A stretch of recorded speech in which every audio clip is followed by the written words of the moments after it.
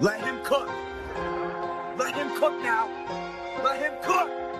I said let him cook. Welcome to the makings of a madman. Mad men get shit done, it's a passion. Has-beens can't get close to my lab, man. Since I stopped feeding these suckers, they fast. And this is the reason that I move so fast, man. Rewrote the story and threw out the cast. Fuck all the credit, man, I want the cash. I am the running man, you in the past. Too far ahead of you, you cannot see me. I'm stronger and better, you slept on your Wheaties. I got it together, you fall into pieces. I should be calling you Reese's. It should be illegal to teach this, but somebody dared me to do it. So I said, well, damn, I'ma do it. That somebody was me, man. Let him cook. Let him cook now. Let him cook. I said let him cook.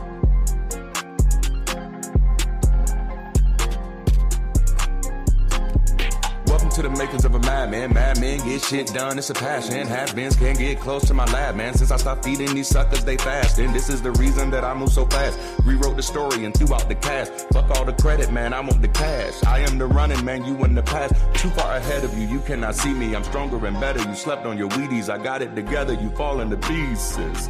I should be calling you Reese's. It should be illegal to teach this, but somebody dared me to do it.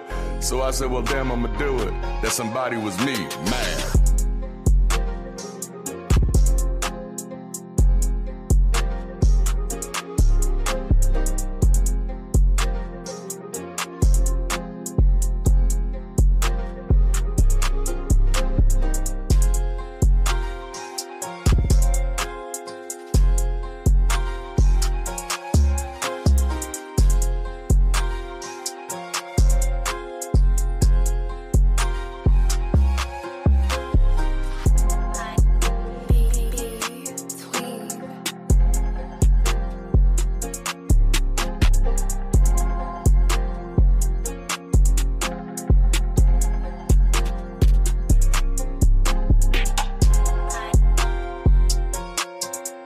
Welcome back to Sunday Sessions, everybody.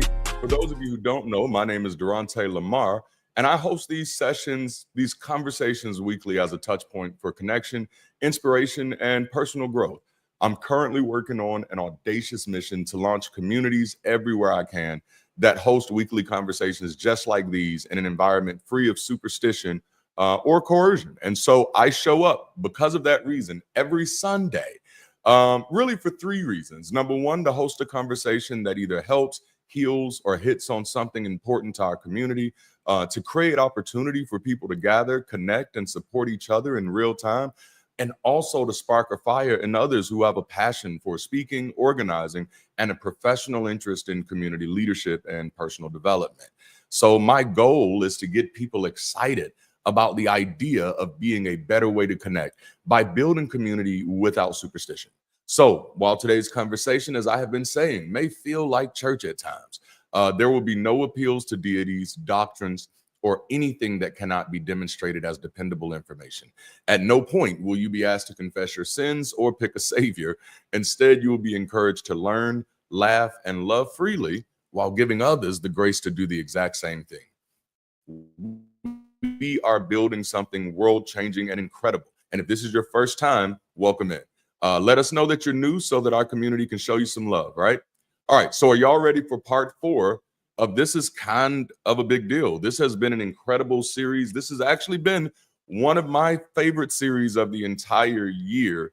Obviously, it's come from a very real and raw place, and that's the whole point of it. But man, haven't we had some good times in this so far? I mean, last week we had an incredible time just learning how to let people cook, right? A highlight phrase that emerged from that conversation is that if they're cooking, it means we're about to be eaten. And, you know, that's a reminder that every time you interrupt the cook, you're potentially robbing yourself of a meal. Sometimes when I'm dealing with people who are metaphorically starving, I wonder how many cooks they've interrupted in their life. Oh, that's too good. I got to say that again. Sometimes when I'm dealing with people who are metaphorically starving in life, I wonder how many cooks they've interrupted in their life. How many times someone has been cooking up something that was likely what they needed, but they interrupted the cook. Throwback from last week, man. Let them cook, right? Let them cook. So Somebody was cooking and you were so close to your meal, but just didn't know how to let them cook. Now, since we learned that lesson last week, now we need to wrestle with what happens next. Okay, so either you've cooked, they've cooked, or maybe we've all cooked, right? But either way, now we have a meal. Now there's some food on the table, because cooking isn't just performative. It is purposeful and productive. It has a point other than just to say, oh, look how good I am. If I'm cooking, it's because I'm trying to serve a meal. All right. Now, I don't know about you. I don't know about you. No, but if I'm cooking, it's because I'm trying to eat something. If I'm cooking something, I'm trying to eat something. If I'm cooking, I'm trying to serve up a meal. When I relaunched my channel last year with only 52 subscribers, that was me stepping in the kitchen, right? When I launched our Sunday sessions on Easter of last year, that was me starting to cook a little bit. And to be honest, I was terrified. I didn't have enough ingredients for this. There was no recipe for this. Listen, y'all, there was no recipe for this. Nobody was even at the table yet. And here I am calling myself cooking. With what? For who, bruh? What you cooking?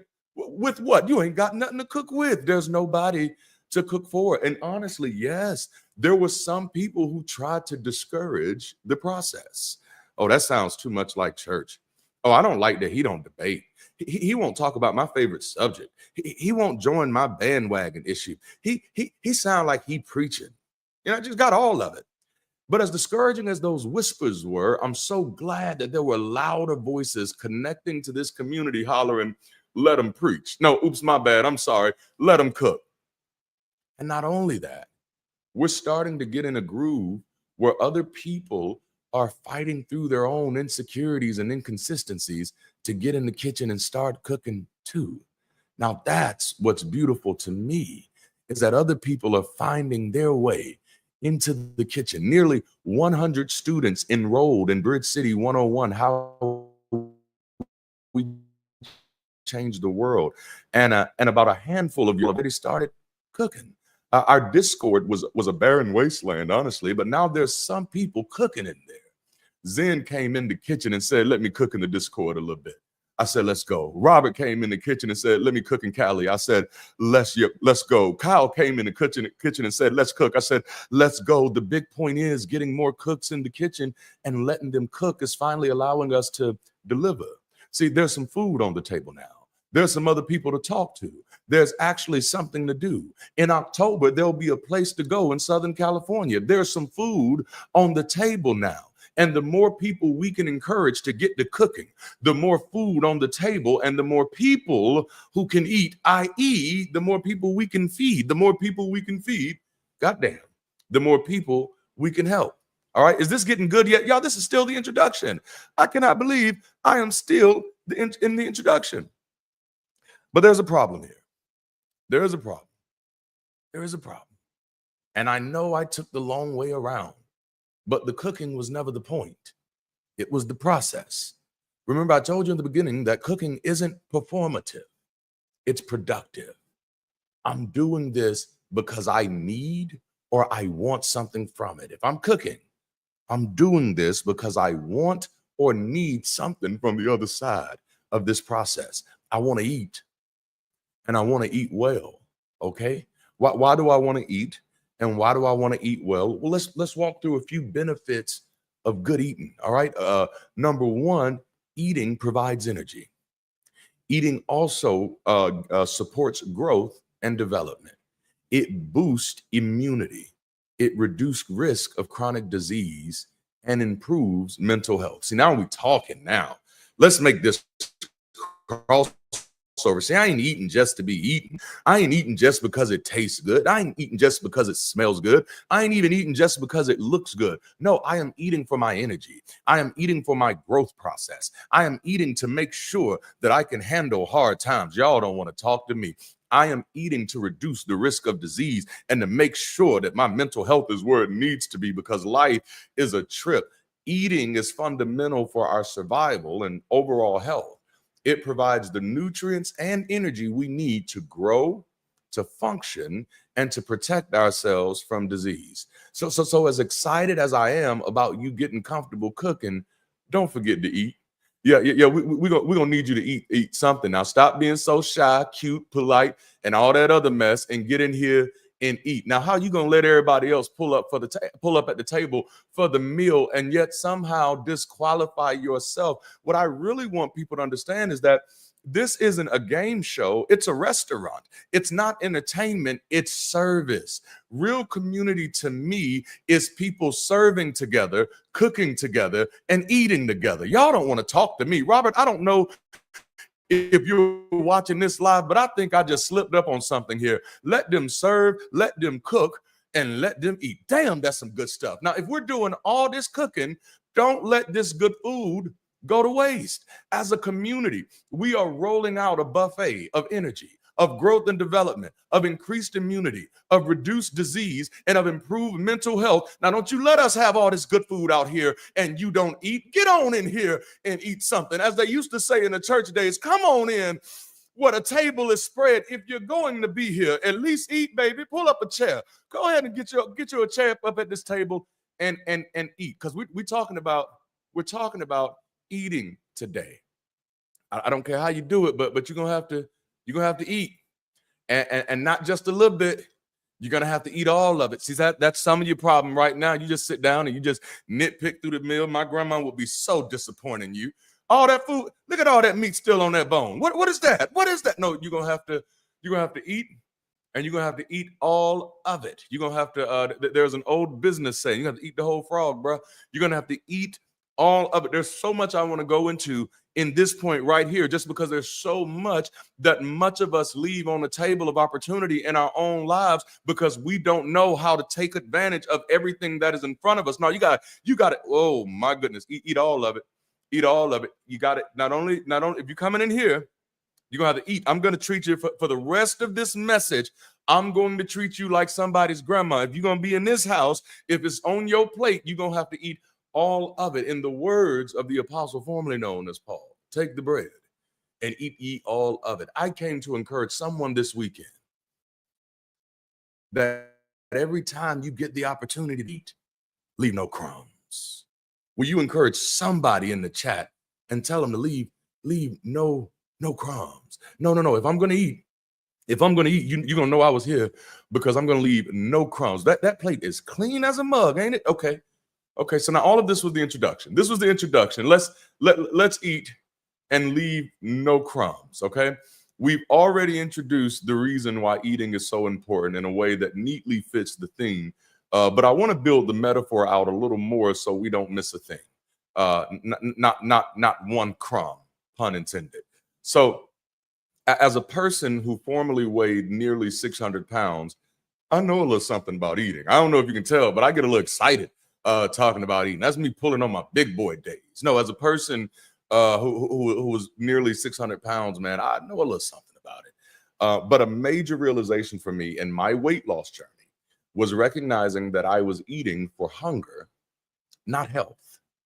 Okay. Somehow, somehow I had lived nearly 3 decades of my life using food to feed my hunger, but not to fuel my health. Now the thought that I just had that made me go, ooh, is that it made me realize that there are so many people that only reach out to eat, metaphorically, when they're in survival mode.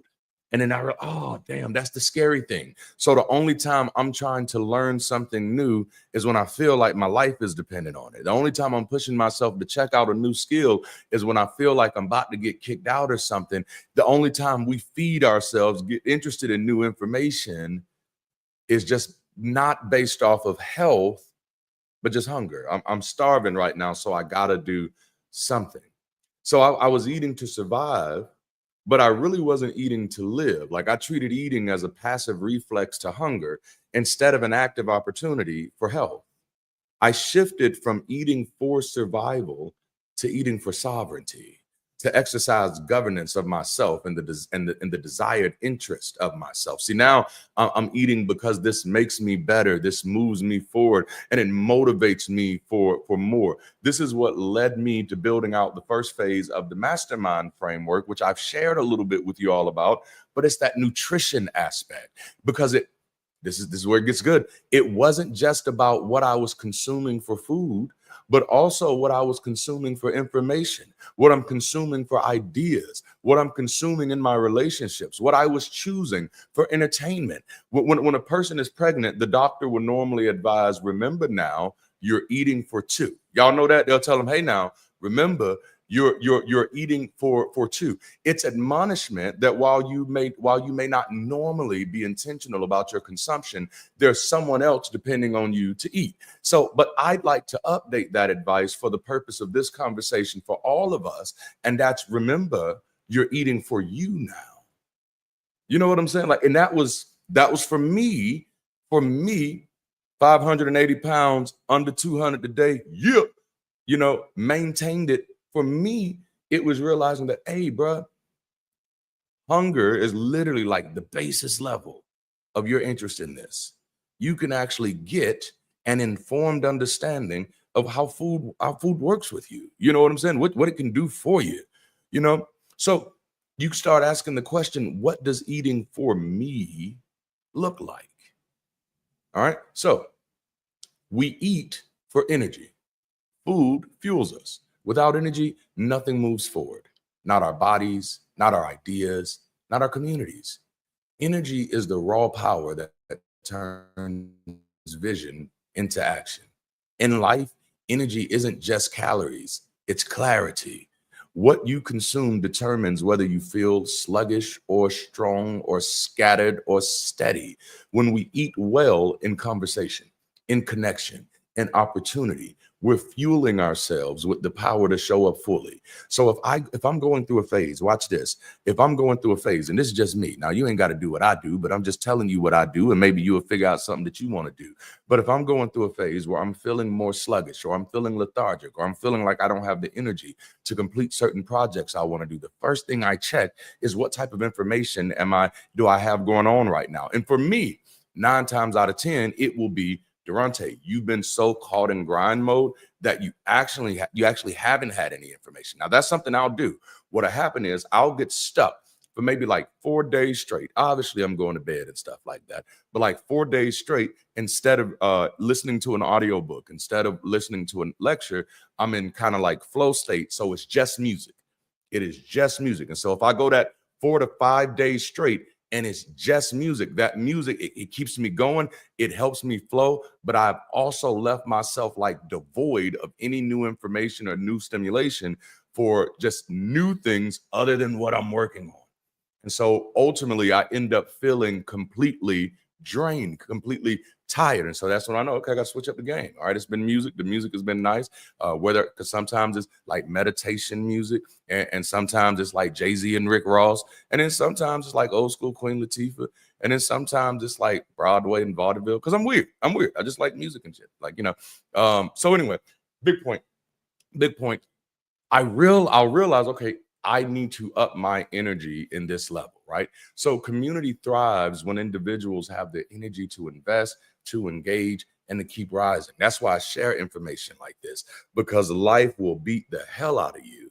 And sometimes you will help it. You will be tagging life in to beat your ass. I don't know why you do it, but you'll do it. I've watched you do it. Go ahead, tell the truth. Shame the devil. We've all done it. Don't do it no more. So we eat for energy. We eat for energy. But we also eat for growth and development. Like growth doesn't happen by accident. That's probably one of the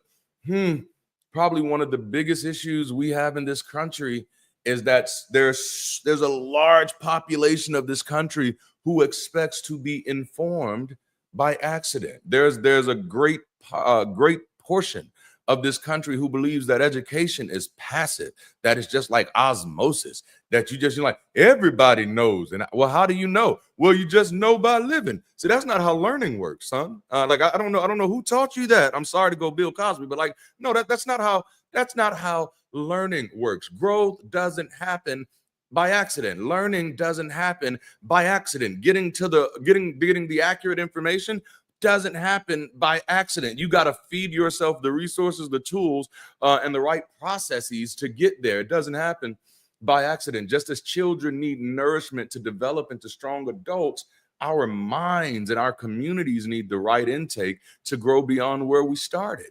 Eating for growth means stretching yourself, feeding on new knowledge, new perspectives, new challenges that move the mark in directions that you're trying to go to. So a lot of times when most people think about growth, they think too much about punishment and not enough about discipline. And I blame the Bible for that stuff, but that's where it comes from. But because we don't, one of the things I get excited about is discipline. Oh, I'm so excited about discipline. Man, I used to not like that word. I don't like punishment. Don't try that shit with me. Don't do that. But discipline, because punishment is what you do to somebody else. Discipline is what you do to yourself. All right. Discipline are the habits that I choose to engage to get me to the outcomes that I want in life. Is that good? Goodness gracious. I'm sorry. This is good. So when I'm out here eating, I used to call it knowledge hustling. I call it knowledge hustling, man. Like, no, I'm trying to get in. What's the new knowledge? You know what I'm saying? Like, what's up? What you done heard? What you done learned?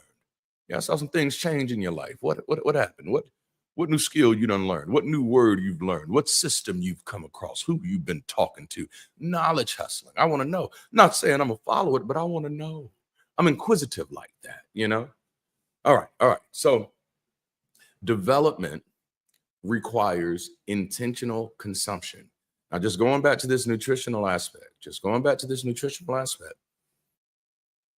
any place in my life that I identify that is not something that is satisfactory for me, I don't let anybody else define it. And the reason I don't let anybody else define it is because I don't want to define it for anybody else. So I got my seat. You got your seat. So when I'm telling you what I do for my life, please don't ever feel like, oh, he does it that way, I need to do it. No, this is how I do it for me, right? This is how I do it for me. Now I don't even know what I was going to tell y'all because it's gone. Oh, there it is. When I look at an area in my life that is unsatisfactory for me, and I say I want this to go into a different direction, the first thing I ask myself is, do I have enough information to change it? And 9 times out of 10, the answer will be no, right? Because typically when you know better, you do better, and that's actually a part of my personality. Not even just know better, do better, but once I know a thing, it's like I can't like not know it, not dementia runs in my family. So I guess at one point I can not know it. There will be a time when I likely will not be able to know it. But as of now, once I know something, I'm a type of I can't know and not do, right? So if I realize that there's something in my life that I'm not satisfied with, I ask myself, do I have enough information to change it? The answer again is likely no, because if I did have enough information to change it, it would have likely already been changed.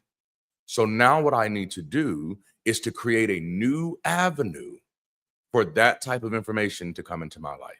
And I need to be intentional about it. And that's the beautiful thing. I don't live in 1839.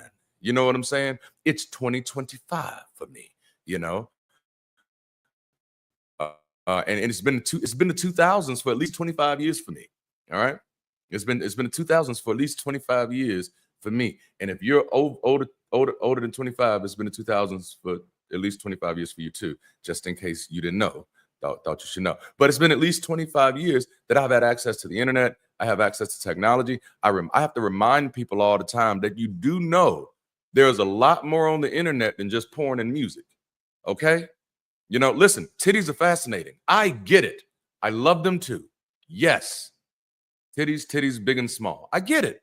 But oh my goodness, there is a world of learning out there. And the one thing that you will find out about people who are truly, truly educated, that are truly informed, they love sharing their information and they will do it for free. Muttley said there's more than porn and music? No. So y'all don't make me break character. We're not supposed to be doing that, all right? This is like auditioning, Now let me stop. But so it requires intentional consumption, If I say, okay, like no, like sometimes I'll give you me, right? It's like, Darante, it's okay to treat yourself like you don't know shit. Have y'all ever did that before? Like, that's what y'all hear me say it a lot. I don't give myself permission to know anything that I haven't actually tried to know. You know what I'm saying? I consider that pretending. And I set myself free from pretending. I ain't got to pretend. So I can say, I don't know. That is such a free thing to do. And not only can I say I don't know, I can deal with the reason why I don't know, right? Deal with the reason why I don't. So sometimes, and I want to talk to you, some of you who grew up poor, right? You grew up poor, or you grew up working class where your parents were working all the time. So maybe you were like a latchkey child. And so you're in school with other people who have parents that, maybe they're a little better off. Okay, they do family dinners and stuff. They sitting around the table and talking about their day at work. All right. These two social dynamics can shape so much about how a student is able to engage at school and how they perceive themselves. So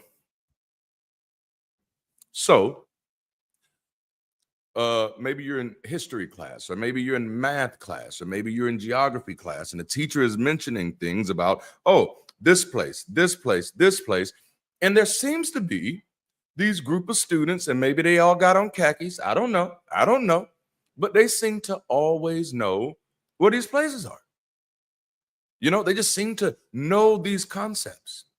There's a group of students in history class that every time they're talking about these wars, they're like, oh, dang, I know all of these. And you be like, how do y'all know all of this? Because there's another group of students, typically in jeans, sometimes shorts, sometimes hoodies, that's thinking like, I don't know any of this stuff. And if there's not an informed adult in that room who understands how education works and who understand how social dynamics impact understanding, they will completely overlook the fact that this child is now going to feel like they don't know or that they can't learn, when in reality, these other children are getting an academic experience at home around the dinner table. Oh, man. But those kids who are not getting that can't even fathom a world where that even exists. So in their mind, it's like, I don't know because I'm not capable of learning, not I don't know because I just didn't have access to that information. I just never heard that word before. I'm sorry, my father wasn't a banker. You know what I'm saying? I said, no, my family weren't having those conversations, okay? We were trying to bail people out of jail, all right? Like, no, it was different conversations. But if people don't have that type of informed view, then thousands, maybe even hundreds of thousands of children go through our school systems feeling like they're incapable of learning because they're thinking those other kids are magically intuiting the answers. But no, development requires intentional consumption. Intentional consumption. I find when people realize that, just the power of that, it's a little scary for some people. For some people, it's cold, right? Because it's like, hold up. And I mean, cold, like cold-blooded, like cold, like freezing, like damn, no heart, like cold. Because it's just like, basically, you're saying treat yourself like a computer. And I'm like, yeah, I'm saying program yourself. Oh, yeah. Oh, my goodness, man. Look, okay? At the end of the day, your life is a result of your programming. All right? As long as you've been in control of the programming, it's a result of your programming. There are things you can turn off. There are things you can turn on. There are things you can choose to engage. One of the things that I challenge you want to do something. Okay. All right. I'm gonna switch to mastermind for a moment. All right. So we're gonna shift from cheerleading to coaching just for a minute. You want to do something to radically transform your life? Change your definition of fun. See, most people are so one-dimensional, so static, so skeletal in their identity that they think fun is something that has just been defined within them, like pre-printed, like it's just predestined, like this has just always been fun for me. And it's like, oh damn, so the things that's been fun for you since you were 3 years old is still just the same shit.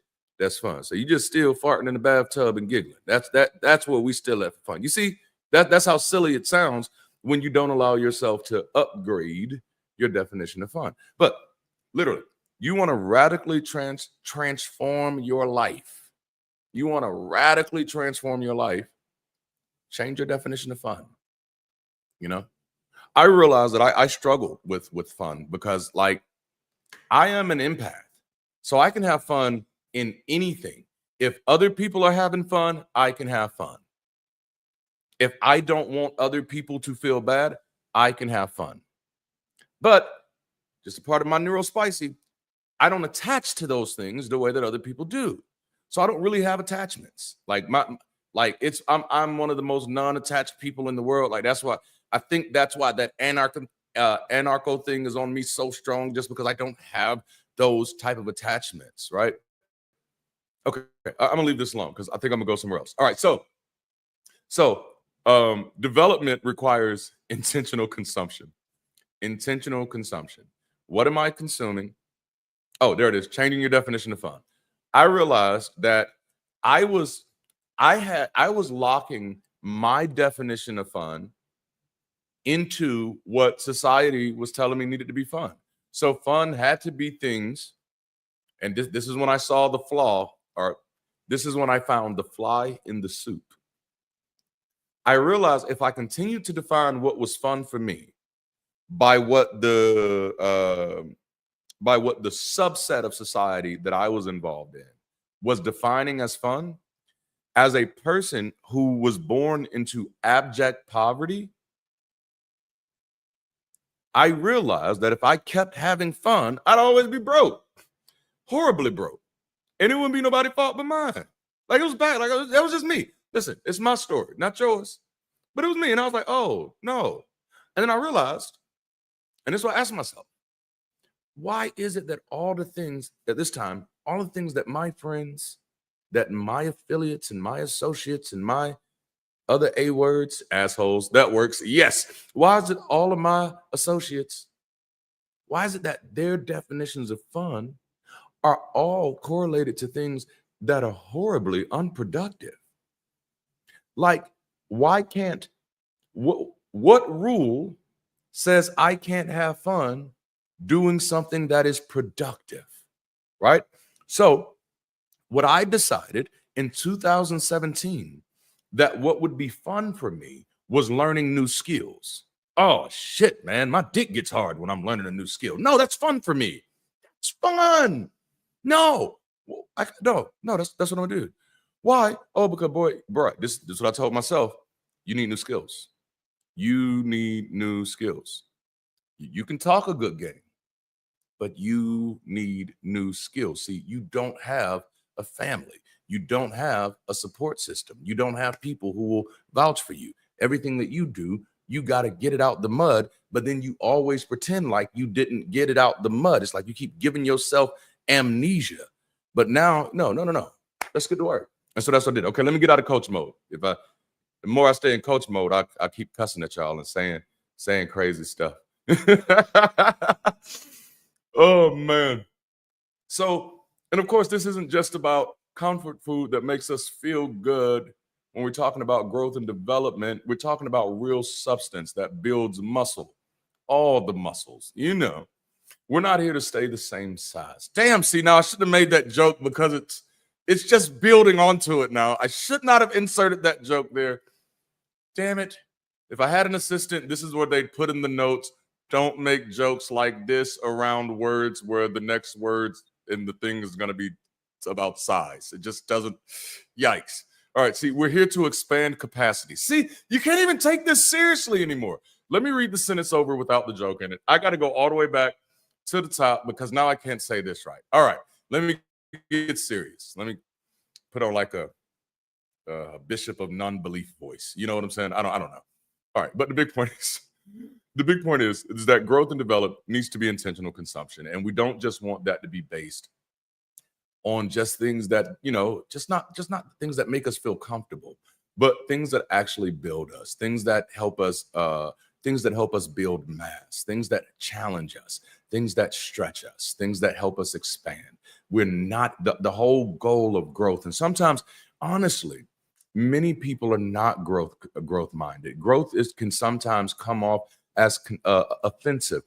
Growth is scary. Let me tell you why growth is scary. Growth is scary is because it's not a one-time event. Growth is scary because it is not a one-time event. You know, and it's guaranteed change.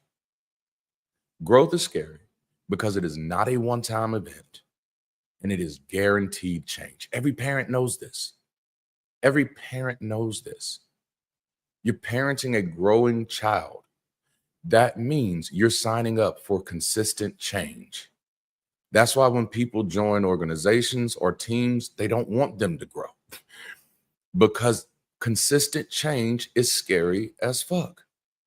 You know, when that baby first get there, if it could stay like that forever, just like them first few days, them first few peaceful days compared to the rest, okay?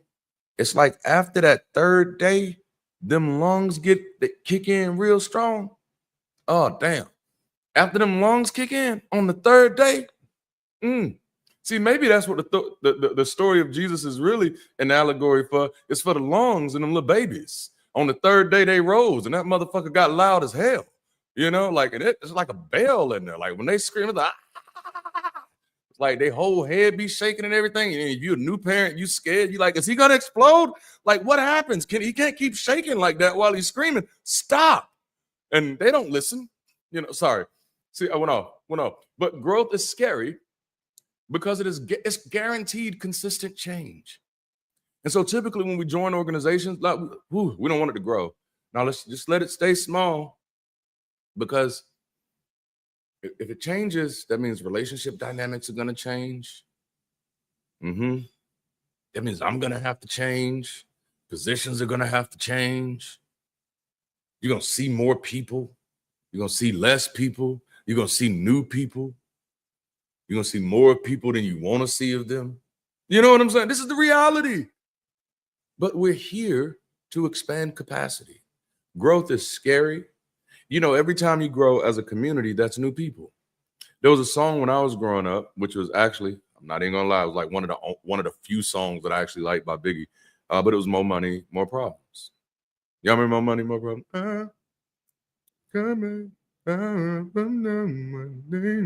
Trying to keep it low. But More Money, More Problems. Like the reality of growth is like that. Oh yeah, more people, more problems, you know? But that's okay. That's good. Like, because listen, when you're building community, you're signing up to be two things at the same time. Are you ready for this? When you're building community, and the reason, just in case you don't get it, the reason I'm so amped about building community is because building community is the way we create catalyst for change. You know? See, now those two things I was going to give you, they're gone. I shouldn't have took that rabbit trail. They're gone. But anyway, so growth, right? Maybe it'll come back. I don't know. All right, so we eat for increased immunity. Damn, this is good. I'm still in the beginning. I'm out of the introduction, but I'm still in the beginning. And I didn't know this was going to be this good. Who am I lying? I did. I wrote notes. All right, so we eat for increased immunity. So when the body eats well, it strengthens its defenses against sickness. And the same way, the conversations and connections we feed on can either weaken us or prepare us for life's attacks. Now, that's one thing I've become like super duper critical of.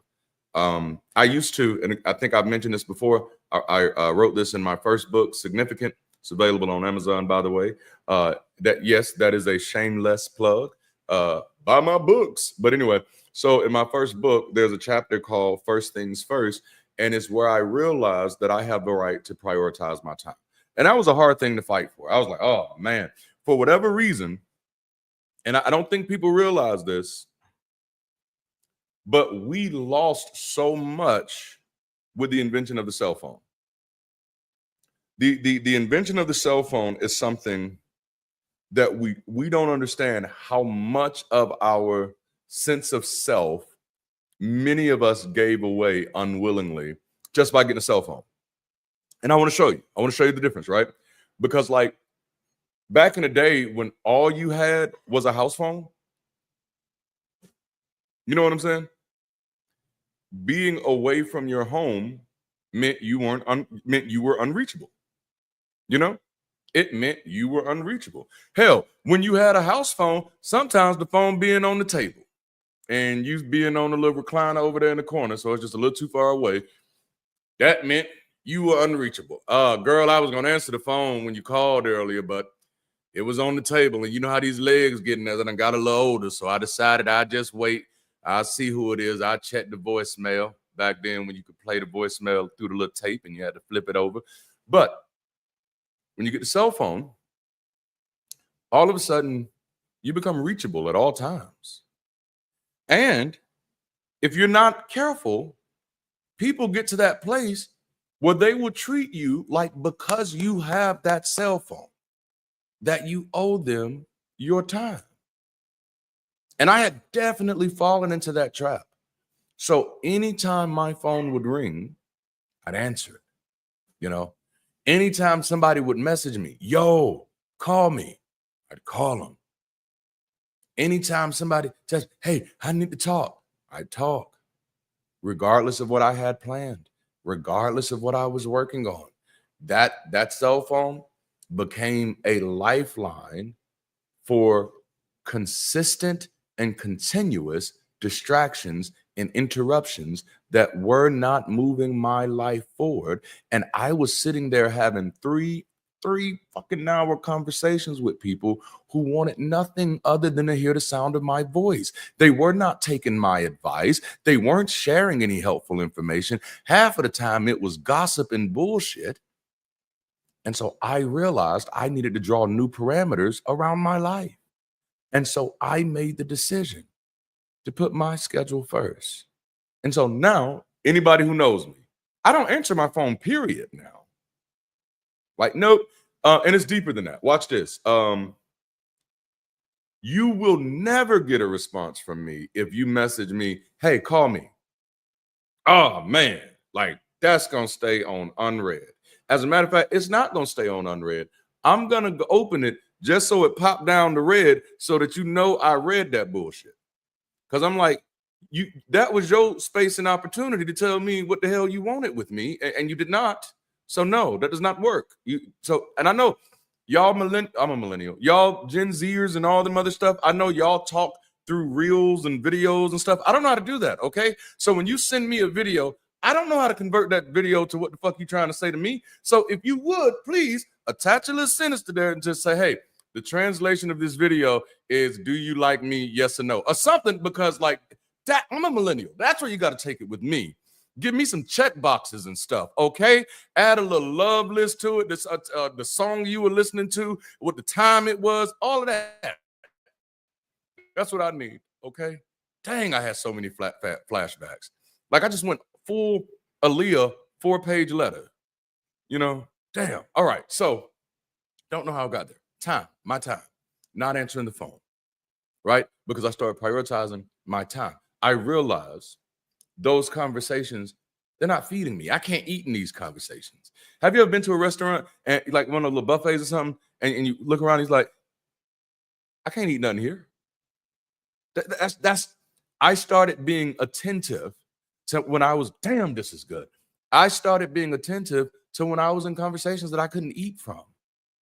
I can't, this don't really feed me. You know, I'll never forget, like I've shared this story a few times, but because it was a real story. And my homie probably done saw it by now, and he's probably fucking mad at me because I keep telling it. But it was like, he was one of my best friends. And I mean, this man, like, good, he's a good guy, y'all. Great guy. He was one of my friends, and he called me one day. He's like, hey, man, what you reading? I'm like, I'm reading something. I think I was reading something about Richard Dawkins at the time. It wasn't one that had one of the most offensive names to it, but I think he kind of knew who Richard Dawkins was. And then, you know, he was telling me what he was reading. I was like, okay, you know, and it was some, you know, some Christian stuff, but I wasn't going to knock him for it. But somewhere in the conversation, we're talking, and he says, man, you know, something that trips me out. And I'm like, yeah, man, tell me what trips you out. And he's like, I be thinking sometime, and my heart started breaking about how Noah had to watch all them people and them dinosaurs dying out there.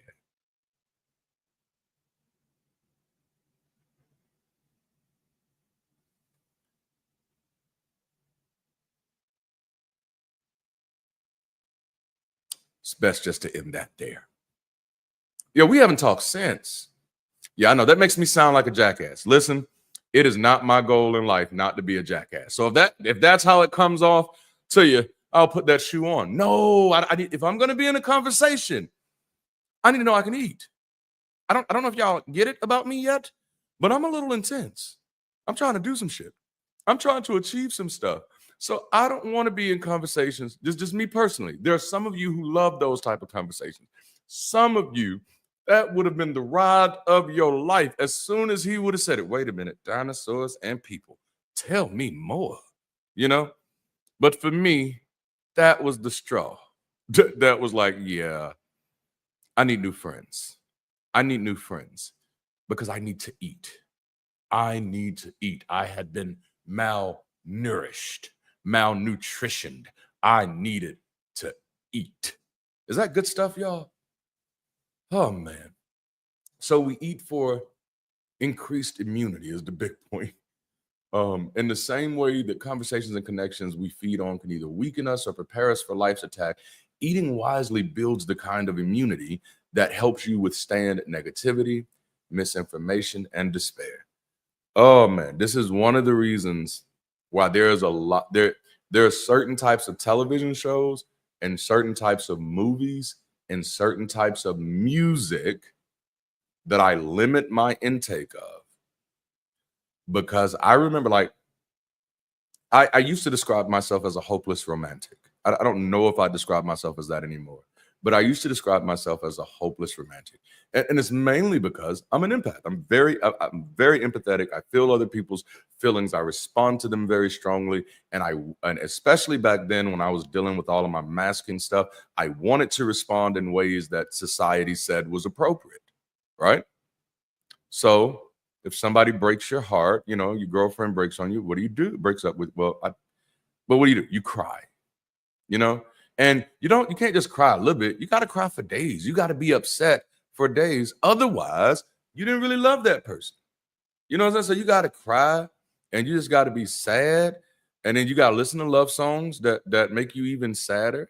All right. As a father who really loves your kids, somebody tries to take your kids from you in a nasty divorce, you rage. You could do everything you can to show your kids that no, I'm not one of them that abandons their kids, you know? But one day I really sat down with myself and asked myself, Darante, why do you have these strong emotions here? And the answer was surprising. Like, I thought it was going to be something deeply profound. Like, you remember that time when you was 3 years old and you was at your Uncle Jojo house. You know, you think it's something like that. I don't have an Uncle Jojo, y'all. But you think, I'm thinking it's going to be something like that. And it's just like, nah, it's your programming. This is how you've programmed yourself. These are based off of the shows you've watched, the music you've listened to. This is the script you've been feeding yourself your whole life. Like, and honestly, the funny thing was, like, I could go back to different incidences in life where I had to deal with disappointment, heartache, loss, and stuff like that, and realize, like, no, almost word for word in many cases, I'm using, it was just language that I had heard in shows that I had watched coming up. You know, you pulling stuff from old Family Matters and Fresh Prince of Bel-Air episodes. And then I realized, like, oh no, that's not how I want to be. So the big point is, you can reprogram that.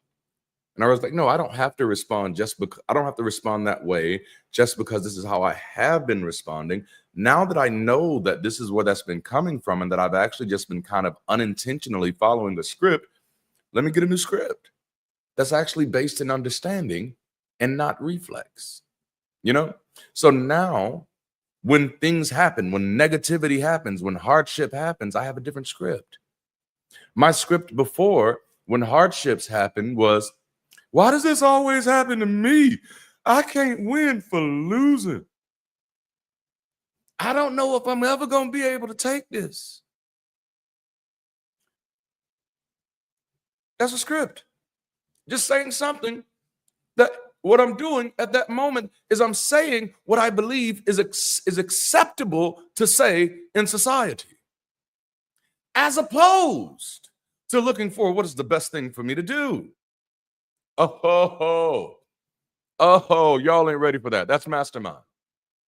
I went from, I shifted from trying to do what is the most acceptable thing. What does society want from me?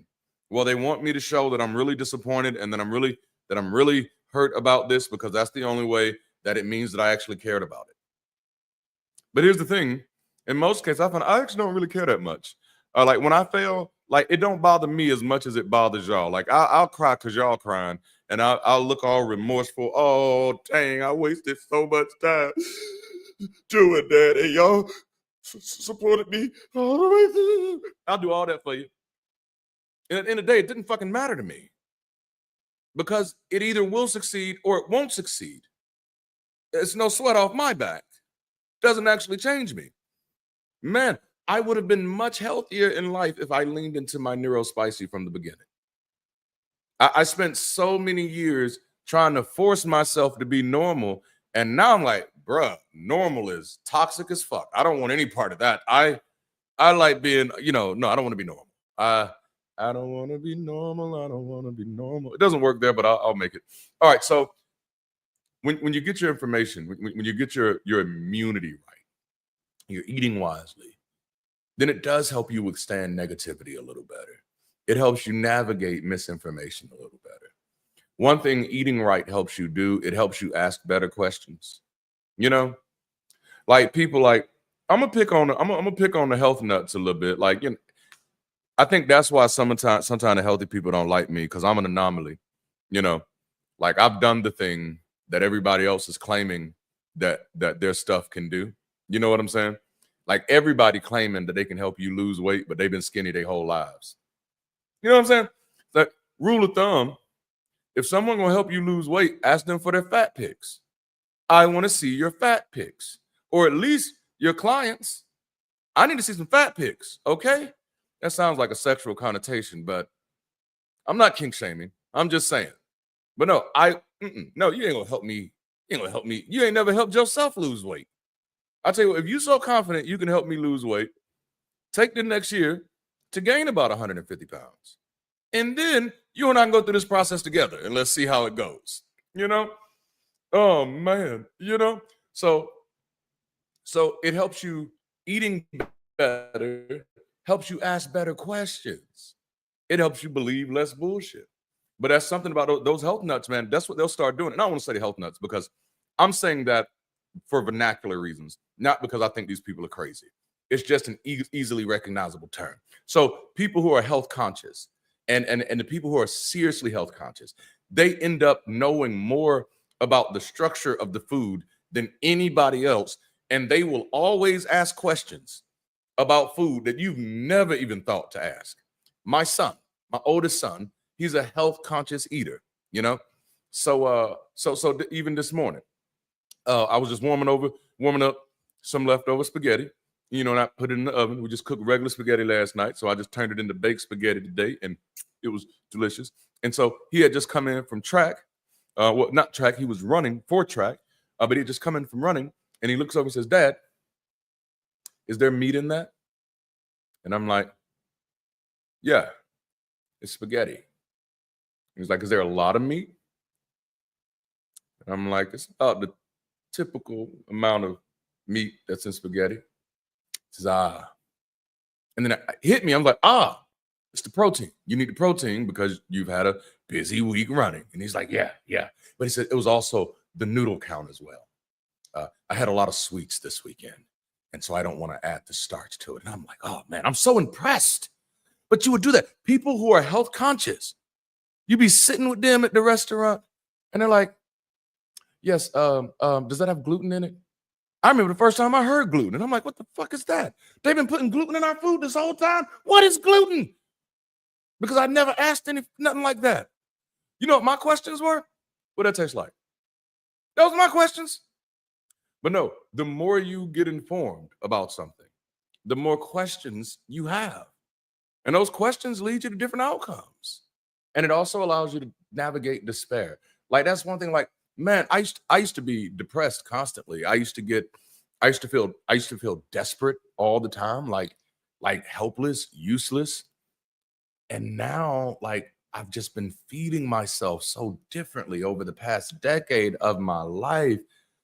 I look at every problem as something that is a product of life itself, of chaos and complexity. And I have no choice as of now but to do the same thing that every other human being on this planet does. And that's just to navigate. The only difference is I'm going to do it with a little pizzazz, if you feel me. You know what I'm saying? All right, let's go. Let's go. So you don't get sick from every bad thing in the world because now your system has been fortified by good information, good relationships. Community is our immune system. When we feed ourselves and each other with honesty, trust, and support, we're harder to break down. And I'm like, I hate to use this terminology, but I'm a living witness. We also eat for reduced disease. I did not think it was going to take me this long to get through these. Am I going to have to turn this into a part 2? I don't know. Okay. So eating well is prevention. It lowers the risk of breakdown, burnout, and destruction. Is anybody out there wrestling with any type of burnout, any type of breakdown, or any type of destruction? What do you think I'm going to say? Baby, get in here and eat you something now. Get in here and eat you something.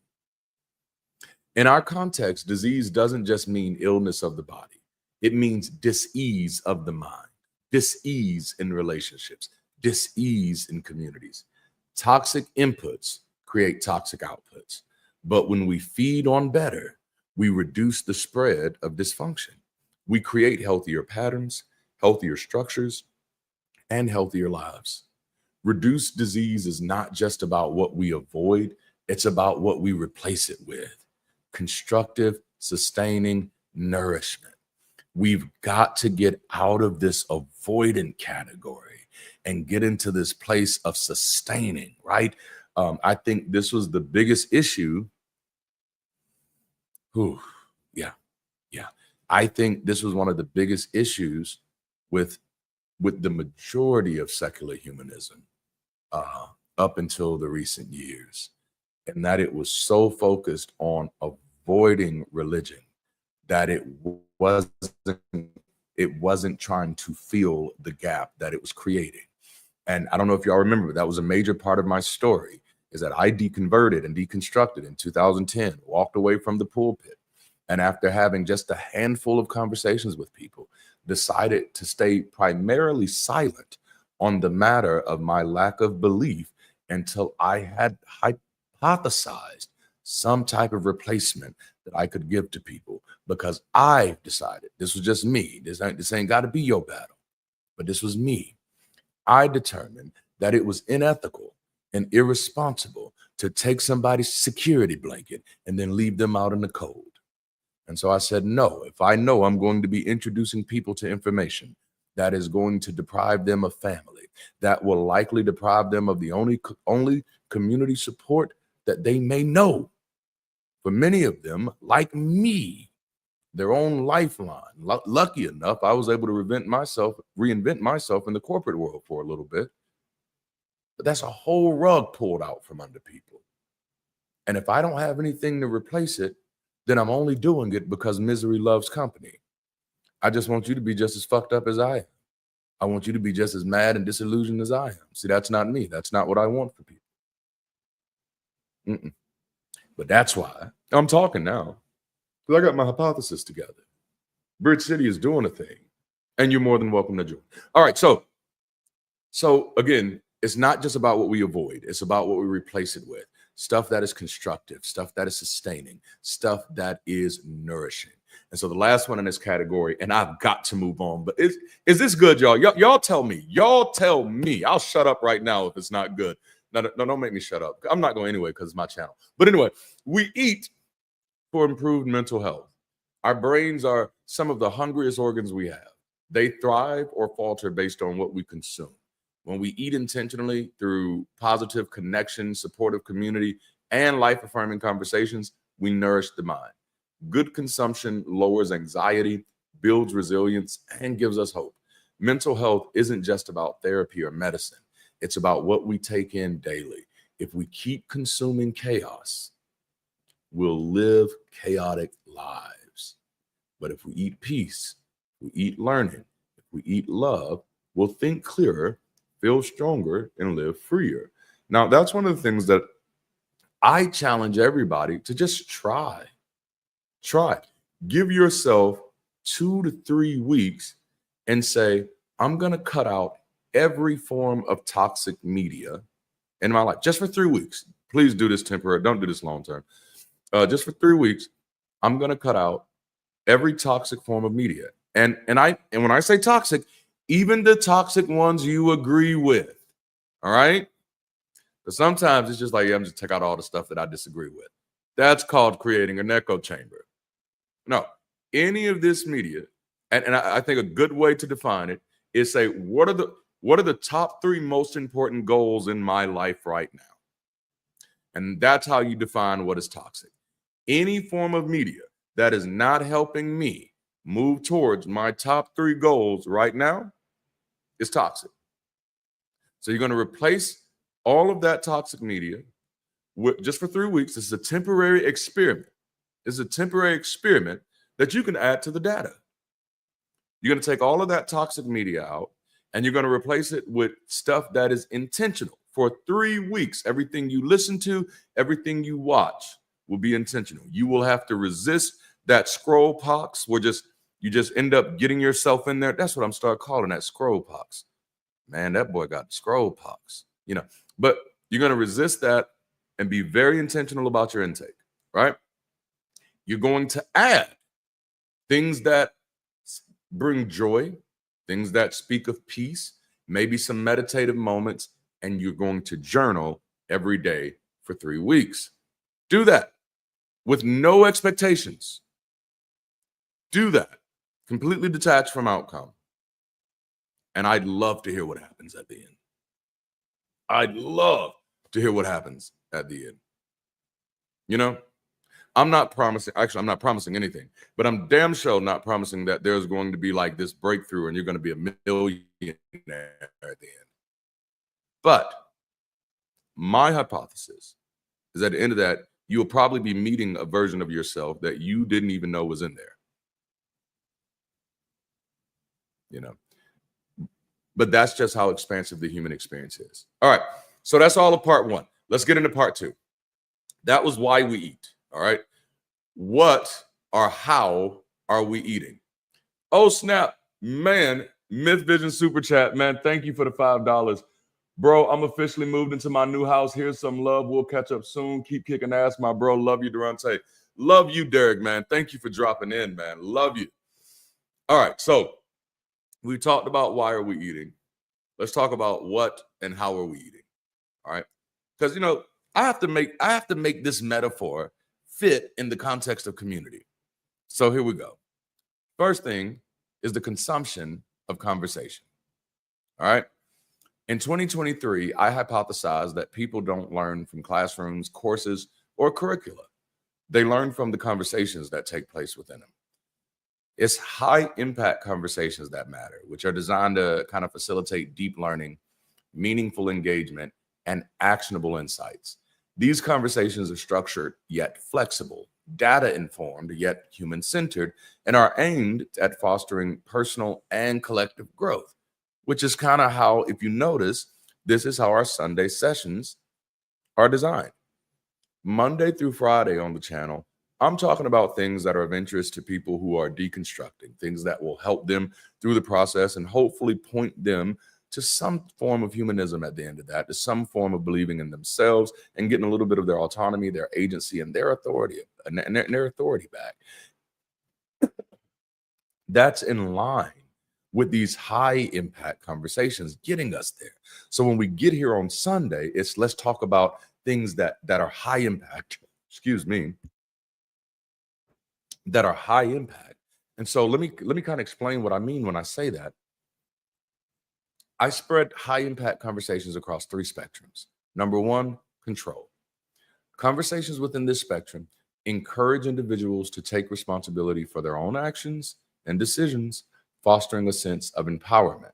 Here, the focus is on 2 things. What can I control and what controls me? Keeping the conversation on 2 things. What can I control and what controls me? It's about personal accountability. By concentrating on what one can control, the conversation is more likely to yield actionable insights and concrete next steps. I cannot stand being in a conversation about a problem that we never get to the answer. I cannot stand being in a conversation about a problem where there is no intention to get to a solution. In my world, and I get it, I'm not a Christian anymore, but even as a humanist, I can't stand gossip. And gossip is having any conversation about something that I can't do anything about. Now, y'all know me. I'm an extreme pragmatist. So everything that I engage in has to have some utility for me.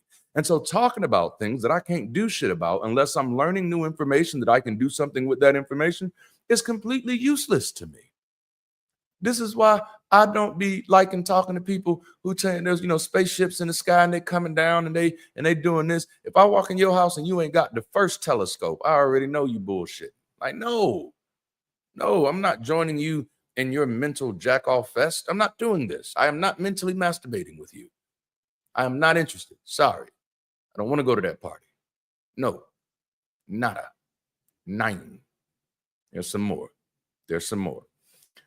I want to be a part of conversations that there is something actionable that comes out of the conversation. If we're talking, there should be something that we're doing after this conversation. If this doesn't lead to something to do, what is we talking about? Why are we talking about it? So that's where things start for me. Control, right? Because that's more likely to yield these insights and some real next steps. Limiting discussions to areas within one's control can reduce feelings of overwhelm and stress, making the conversation more productive. Let me tell you something. Poor people have learned how to do this. Listen, if you've grown up poor, but you had somebody that end up having some type of strong mind, at some point they say, hey, fuck them bills. All right. The worst that's going to happen is they're going to cut them damn lights off and we'll have to put some candles on. All right. We already know that. Ain't no need of us acting like we ain't none of us scared of the dark. You scared of the dark? You scared of the dark? Why normally candles romantic? Now they a problem. Nah, let's get romantic up in here and put these lights on. Y'all get what I'm saying. Y'all get what I'm saying. Oh man. So you're not overwhelmed when you're focusing on the things you can control. To me, that's one of the biggest tricks in life, is switching that perspective. You're looking at that big wave and like, how can I stop that big wave? Bruh, you can't, but you can get the fuck out the way. Hello. You know what I'm saying? So you think about things like that. You look for the things that you can do, not the things that you can't do. I don't even like having conversations, and y'all will notice this about me. If I'm around people and I hear them consistently talk about what they can't do, I will withdraw from the conversation. I don't want to be a part of that. I want to be a part of stuff where people are trying to be a solution. I don't find anything virtuous about being loud and unwilling to assist. That's so weird to me. Like, you mad and loud, but unwilling to do shit. Like, what are you really mad about? Ultimately, you mad that you got to see it. You know what I'm saying? You're not mad that it's not being done. Otherwise, you'd be trying to do it. Or you're not mad that it's being done. Otherwise, you'd be trying to stop it. And so many times people want me to jump on their bandwagons. And I'm like, no, fuck your bandwagon. I'm too busy in the fucking battle. Damn, I'm sorry. That was good. I'm back. All right. So conversations. The next one is influence. Okay. Influence. Conversation in this spectrum allows individuals to consider how they can affect change in their broader environment, be it a team, organization, or the community. Here, the focus is on what can I influence and what am I influenced by, right? So understanding one's sphere of influence can lead to more targeted and meaningful interactions, both within and outside the community. So yes, I know what I can control. I know what is kind of controlling me. And what I mean when know is controlling you, like if I'm at work, if I have a full-time, 40 to 60 to 80-hour job, then that is controlling me. The job itself isn't controlling me, but the need to pay the bills to keep food on the table, that's kind of controlling me. So I know that's a control on me. So then I know that I can only give so much time. That's what I mean by that. So, but once you're dealing with control, what can I control and what is controlling me? The next thing, there are things that I cannot control, but I can influence. I have no control over this at all, but I know a person who knows a person. You know what I'm saying? I can't control it, but if I get 50 of us together and we go down there, we might be able to influence. You see what I'm saying? There's a spectrum to this. There are things that I can do that I can control, but even when I look around and I say there's nothing I can control, the next thing I'm looking for is what can I influence? And at the same time, I'm being careful to be mindful of and what is influencing me. Damn, this is some good stuff. All right. So this spectrum encourages individuals to think about the impact of their actions on others, which promotes ethical decision making. And then that last part of the spectrum is cooperation. Conversations within this spectrum focus on what can be achieved through collaboration, emphasizing the power of teamwork and community. So here the focus is on what am I cooperating with, period, because that works both ways. If I'm cooperating with it, it's cooperating with me. What can I control? What can I influence? And what am I already cooperating with? Or what can I cooperate with that gets me closer to where I'm trying to go? Do y'all see that? So like right now we're building this local community in South California, SoCal. I got to say it right, SoCal. We're building this in SoCal, right? And 2 months ago, if you would have asked me, what can I control about this endeavor? The answer would have been absolutely nothing. I think that's my son. The answer would have been absolutely nothing. I'm not in California. I didn't have any strong contacts in California that could lead things and move things along. But I knew what could I influence. All right. Well, you're kind of an influencer at this moment. I didn't plan on being. It's not really what I want to do. Y'all have no idea, but this is not how I wanted this movement to be built. Oh, I did not want it to be built like this. Y'all are getting a different monster now. And I'm sorry. I didn't want it to happen this way. It just happened. But no, I have people that I can use my influence to let people know what I'm trying to do. So I can't make a campus happen in California, but I can use my influence to say, hey, I want to do something there. If you're interested, let us know. Tap in. And so people started tapping in. And so then what can I cooperate with? Well, I can cooperate with the people who are tapping in, especially those who are tapping in to do leadership stuff. And so Robert tapped in to host and is damn near pretty much leading at this moment, which is absolutely beautiful because that's what you want. And so now, not only do I have something that I can influence and I have something that I'm cooperating with, now because of that, me, Robert, Ashley, Kyle, as we're all coming together, we're starting to get things that we can actually control, that we'll know, okay, this is going on. So they're planning up their first in-person meetings right now, and it's absolutely beautiful. But that's what happens is when you focus on, when you keep things within that spectrum, oh my goodness, you can achieve great things. Like one of the things that I really want to help a lot of people who are joining this community, because a lot of you are so much like me, right? You have these big ideas, you have these big passions, you have these big projects that you're working on. But as soon you jump in the room, you've only been in the room 15 seconds and you're trying to get people on your project. And I'm like, man, I get it because that is what community is for.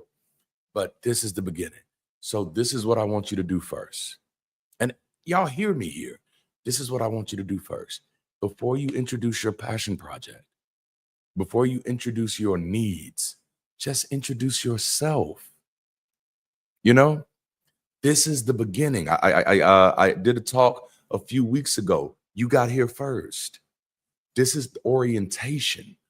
Orient yourself to the room. You know what I used to say it, read the room. Introduce yourself first. Treat this like it's the beginning. See, let me tell you what you're doing. You're robbing yourself because the buffet ain't even here yet. You know what I'm saying? These are your co-laborers in building the larger community. It's the larger community that's going to bring in your army. Yeah. So center those conversations on each other. Introduce yourself and get insanely curious about those other people that you're talking to. And since there's kind of a middle connection of either me or Bridge City, I'd spend some time talking about that. I'd save your passion projects until we have the teams and the groups, because then what that's going to do is it's going to give your passion projects steam.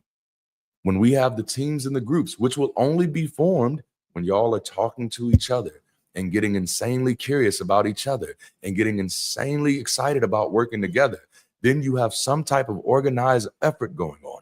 You got groups going on. You have a communication system going on. And then we could say, hey, such and such wants to do such and such in such and such. And we can send that information through the entire network. And there are already people who align with specifically your passion project. So listen, I know it's hard, but be patient. First things first. Damn, that came back. First things first. Introduce yourself and get insanely curious about them.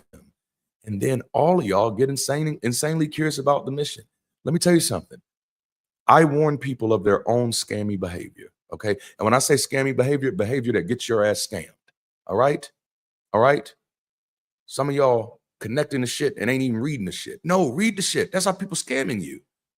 I could put all type of shit in that course. And you know, read that. Because what most of you are seeing yourselves as just members or just people who are joining. No, you are co-creators. Give yourself the room, the autonomy to say, I'm reading this because I want to make sure I agree with this shit. I'm reading this because I want to make sure this is something that I actually stand for, that this is something that I actually want to be a part of. And I'm not going to be so impressed because he good looking and got a deep voice and got them thick ass glasses on that show that he can see into the future. And I just, like, no. I need to let me actually check what this shit is, so that I know, damn, this is good. Damn, this is good. Oh yes. So it's about, who am I cooperating with?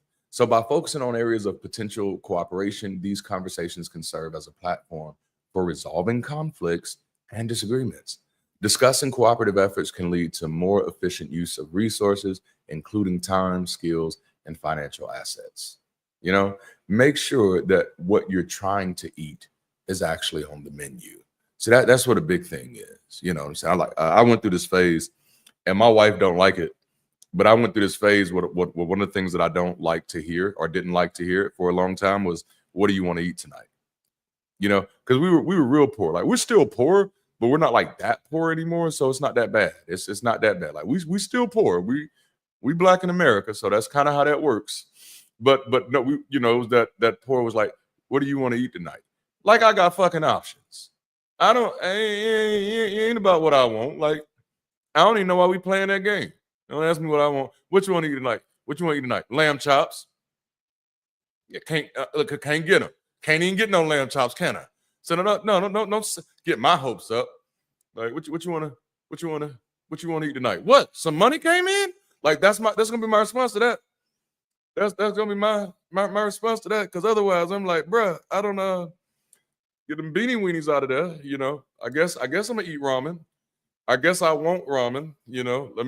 What I really want is some ramen and a peanut butter and jelly sandwich. Like, damn, why that remind me of the song I want for my birthday is a big booty girl. I don't know why that goes there, and I didn't even like the song. But a part of being a Black preacher is being a cultural thermometer, not a thermostat, but a thermometer. It's just reading the temperature and becoming somewhat of a conduit for that language and being able to speak to everybody on their own terms and know how to drop information in that makes everybody in the room feel like, damn, he talking to me. Is that working? Like, I never thought this experience would translate well online, especially without the ambiance and the synergy, All right, so let's go. But yeah, like what if you're gonna be eating, make sure that whatever you want to eat is actually on the menu. And that's what when I say high impact conversations, that's what I mean. Think about it that way. If we're about to eat, is this something we can actually eat? You know what I'm saying? Like, because some people be talking about stuff that they know is out of their price range. And it's sometimes when people invite you into a conversation that is out of your price range, ask them if they paying.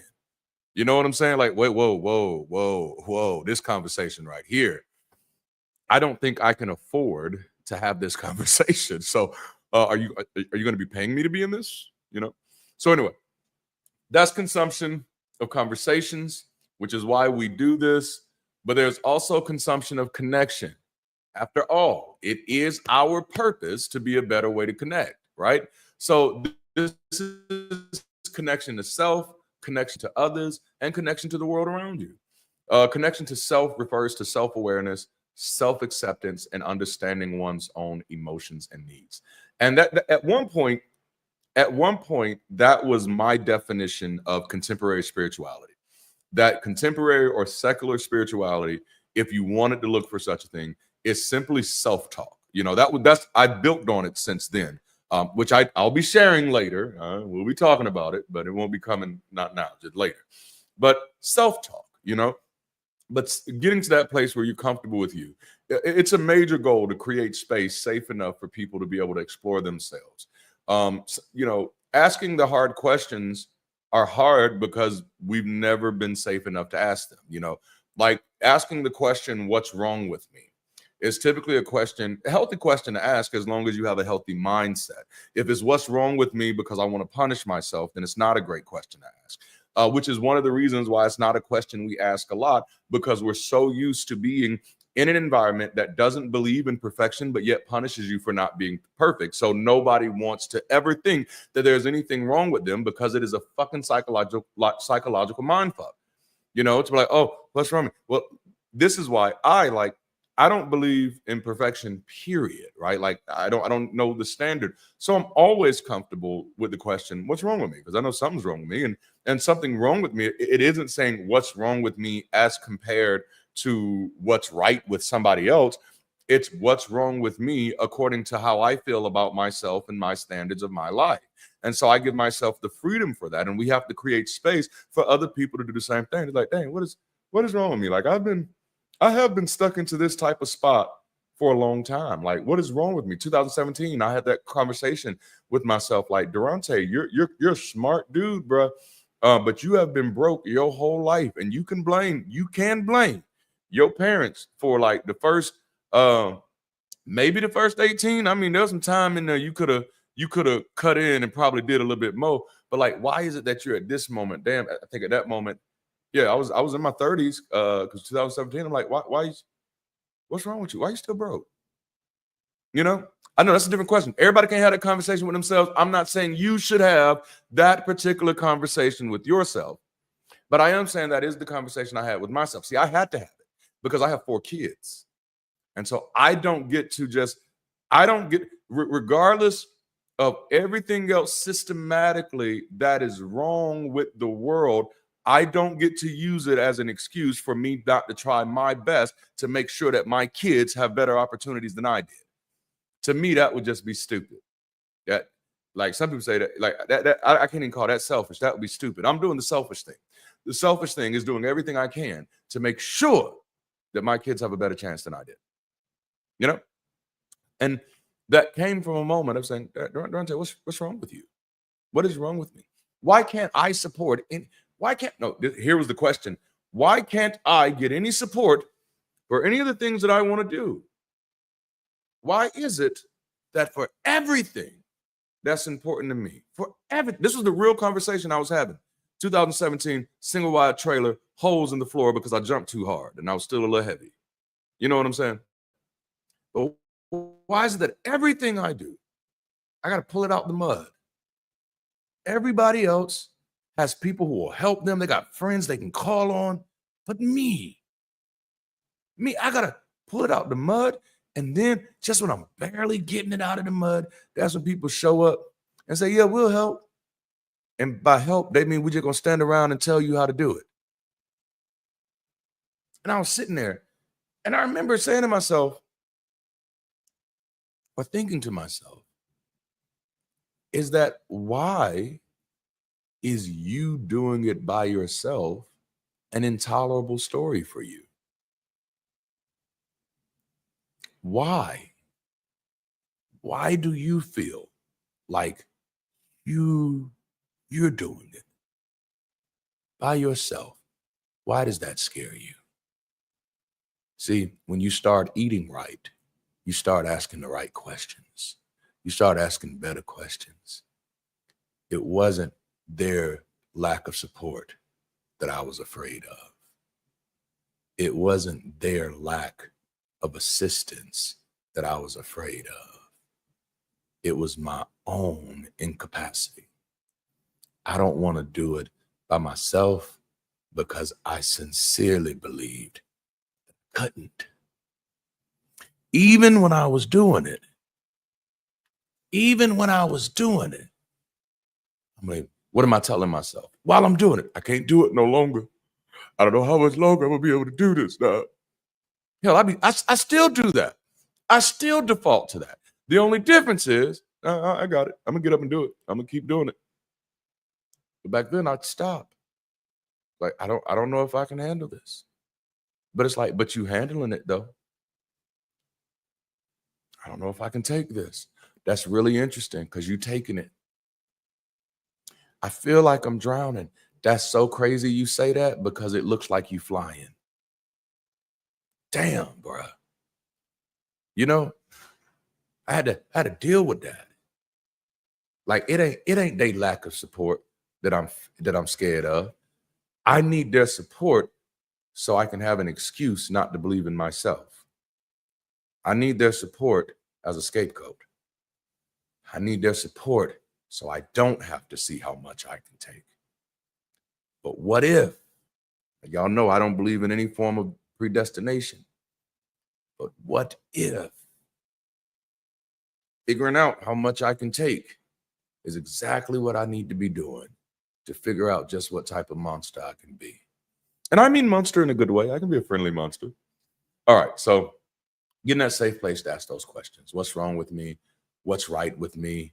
What am I okay with? I was not supposed to take that long of a trail, but I hope that was helpful for somebody.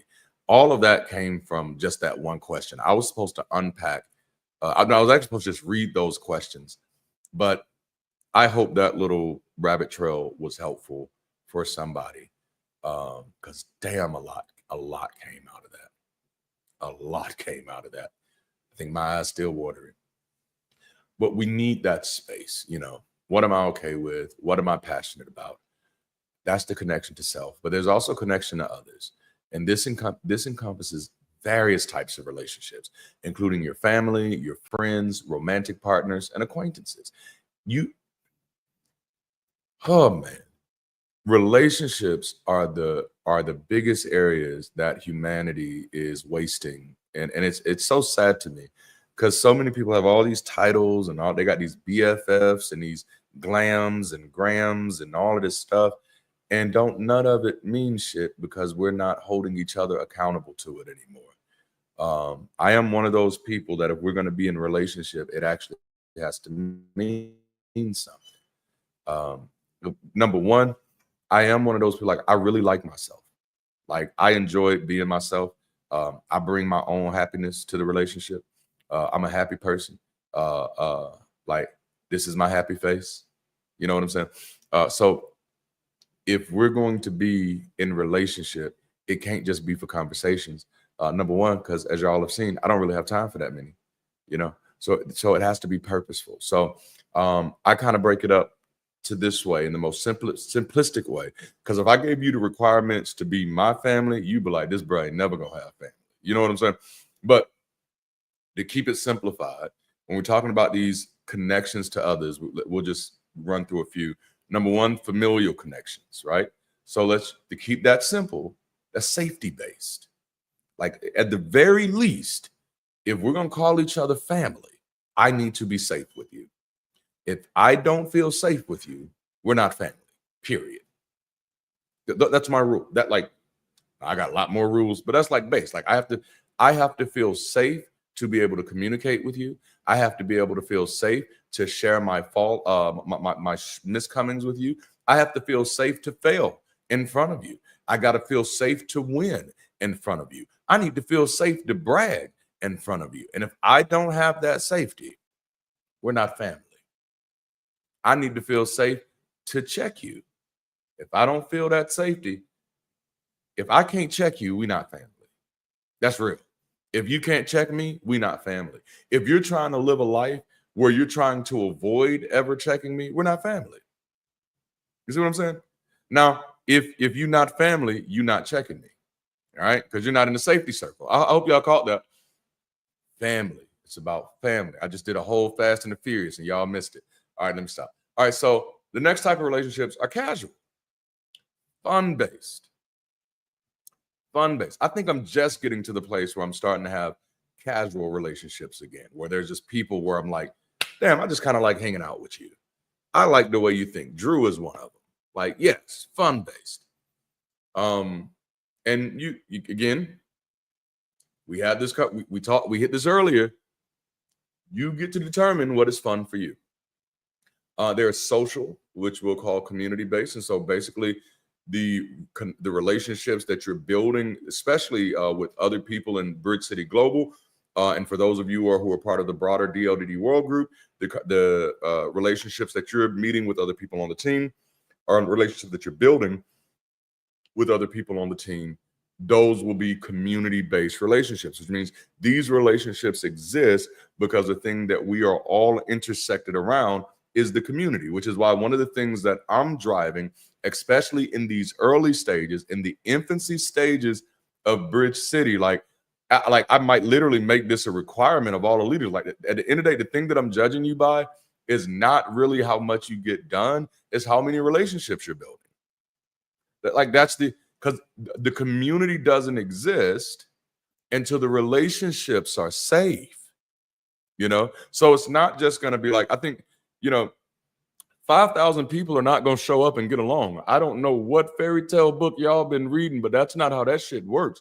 So we need to start with the numbers we have now, and people need to actually start building relationships. If you're going to find out that you don't get along with somebody, this would be a great time to figure that out early so you can start figuring out their triggers, your triggers, and all the conflict resolution stuff. But if that stuff is not prioritized, we will miss it. So community-based is when our relationships are based on what is based on what is best for the community itself. But see, then there's also professional relationships. And this is another one that people sleep on, especially when you're a part of a community. When you're a part of a community, you have access to other people who can help you grow in areas that are important to you for your career, which that one is career-based. And then also experimental relationships, which is just curiosity-based. Like you ever get in a relationship with someone like you're like, I don't think I'd normally be a friend with somebody like you, but I just want to see what it's like. I'm not sure if it's going to last, but you have those. But those are the various different types of connections that feed your life. And so I know for me, it was realizing that my familial connection was flawed, was one of the reasons that I wasn't eating in life. I'm treating myself like I got a family when I don't, and that's really dangerous. And so as soon as I stopped that started fixing a few things. It didn't fix everything, but it fixed a few things. All right, and then lastly, for this one, connection to the world. And so this includes feeling connected to a larger purpose, which some of you are already expressing, feeling connected to community, or even nature itself. Connecting with yourself and others is really how you cultivate personal purpose. It's how you determine not just who you want to be in the world, but how you want to connect in the world, So we can put this on direct and global. So because Bridge City Global and because DLDD World Group and because Darante LaMar has a global reach now, we do have a global membership. So just being a part, let me say that again, being actively a part, being actively engaged offers you a window into other parts of the world. So then this global window allows us to engage and exchange various worldviews, social challenges, and even innovations, ultimately informing our understanding and response in this world. That's one of the most powerful things I'm coughing a lot today. That's one of the most powerful things about being a part of a community that has grown this fast and this far. Okay. We are an anomaly. But the beauty of that anomaly is that now there's literally like, there are very few countries on the map that we don't have somebody there. So we're almost at that place where you can put a name to any country from within the community, which just gives you access the more that continues to grow. But then even from an indirect perspective, community support appreciates into world impact. Okay? Community support appreciates into world impact. To make that simple, the more we grow as a community, the more we start working together as a community, the more we start pooling our talent, pooling our resources, then we can provide shelters, we can provide feeding programs, schools, and support networks across the globe. That is community support appreciating into world impact. So then you can have somebody, and the only thing they were able to do was to volunteer 4 hours a week, but just by them volunteering 4 hours a week, they know they're helping to power global change all over the world. Now, if that doesn't get your goose going, I don't know what does. It gets my goose going. My goose is going right now. God damn it. Get going, goose. All right.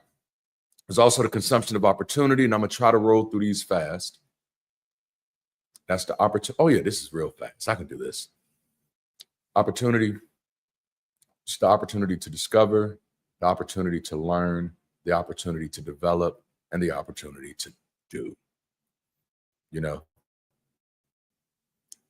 many people, when you join a community, you do think about the benefits, like the passive benefits or the receptive benefits. But man, I want you to think about the active benefits. The active benefits of being a part. And this ain't supposed to be an invitation to community. We're supposed to be talking about eating and crumbs and stuff.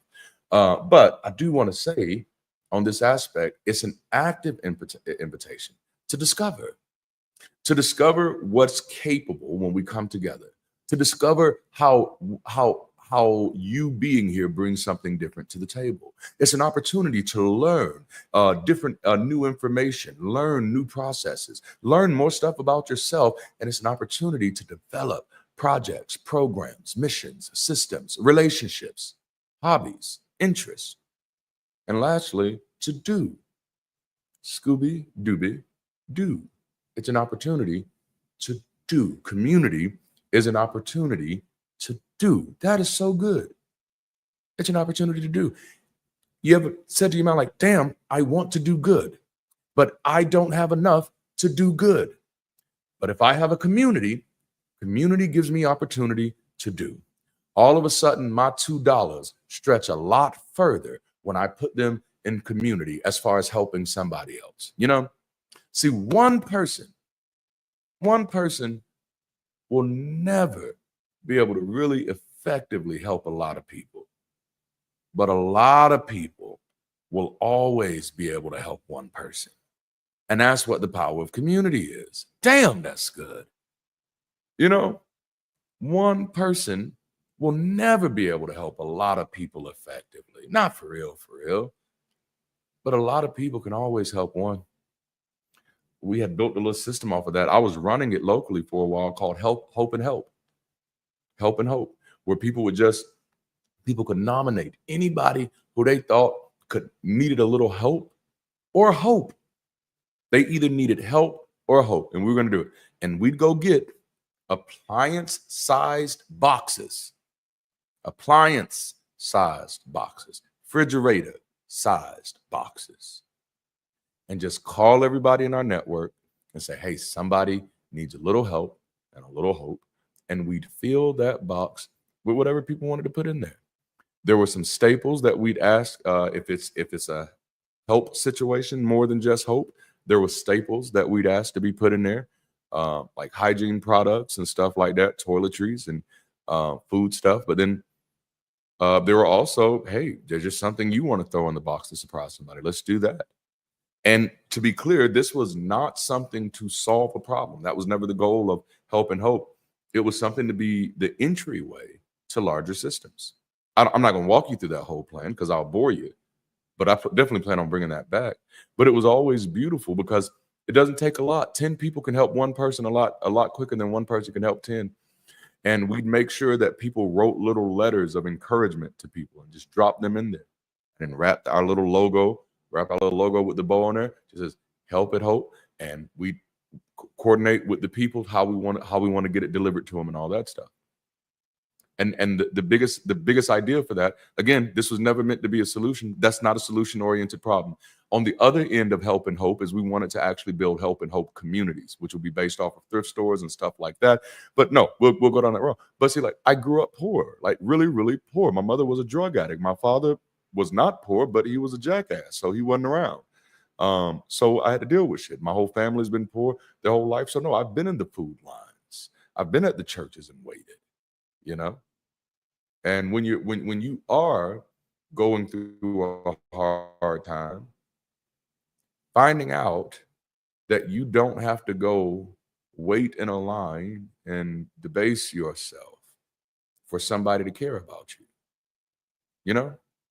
See, there's so much in this world, and I don't want to go off my rabbit trail here. I don't want to go off too far, but there's so much in this world that I don't know if we can solve homelessness yet.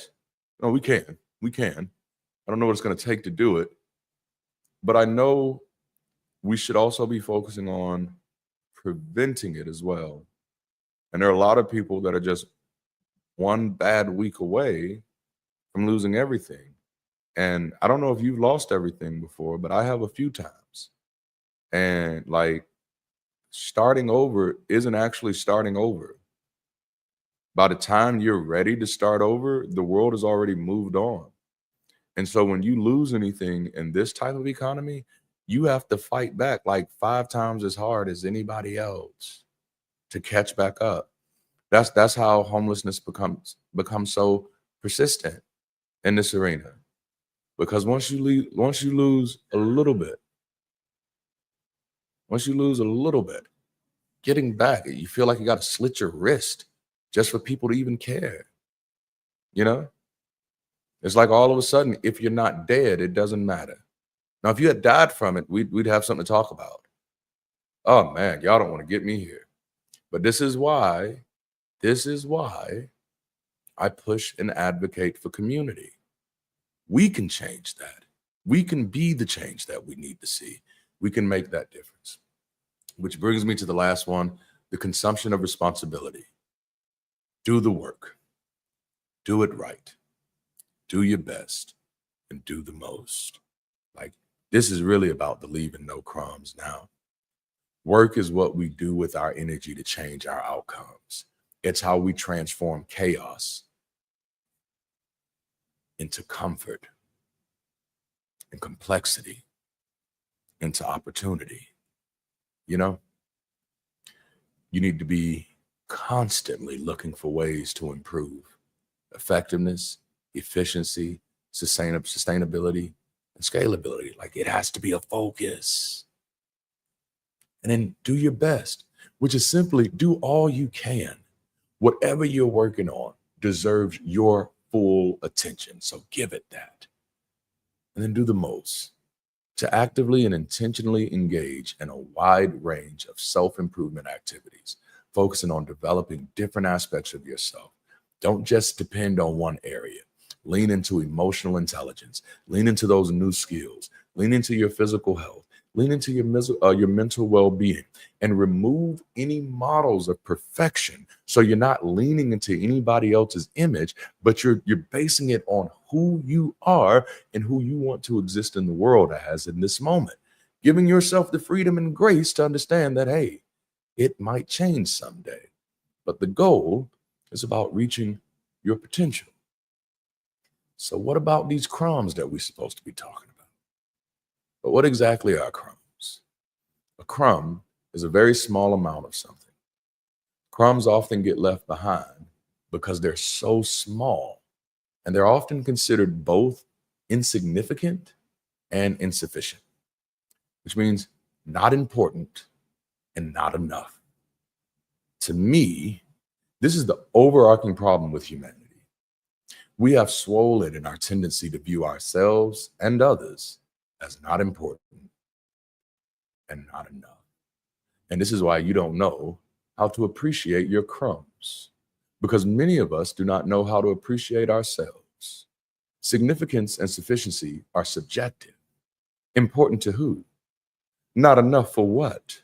No, let's get objective with it. It ain't got to look like much to be much. If we were together, I'd have you push somebody right there. But go ahead and tag somebody in the chat and say, I ain't got to look like much to be much. Now, don't let these glasses fool you.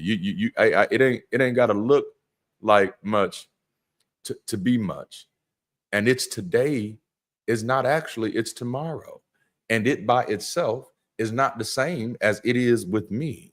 So objectively, I can't speak to what it will be. But what I can say is that it's here and it's available. So let me tell you something. When you learn how to appreciate your crumbs, you learn how to appreciate people, period. And I'm saying this as someone who grew up in homelessness and poverty. I learned how to love every crumb.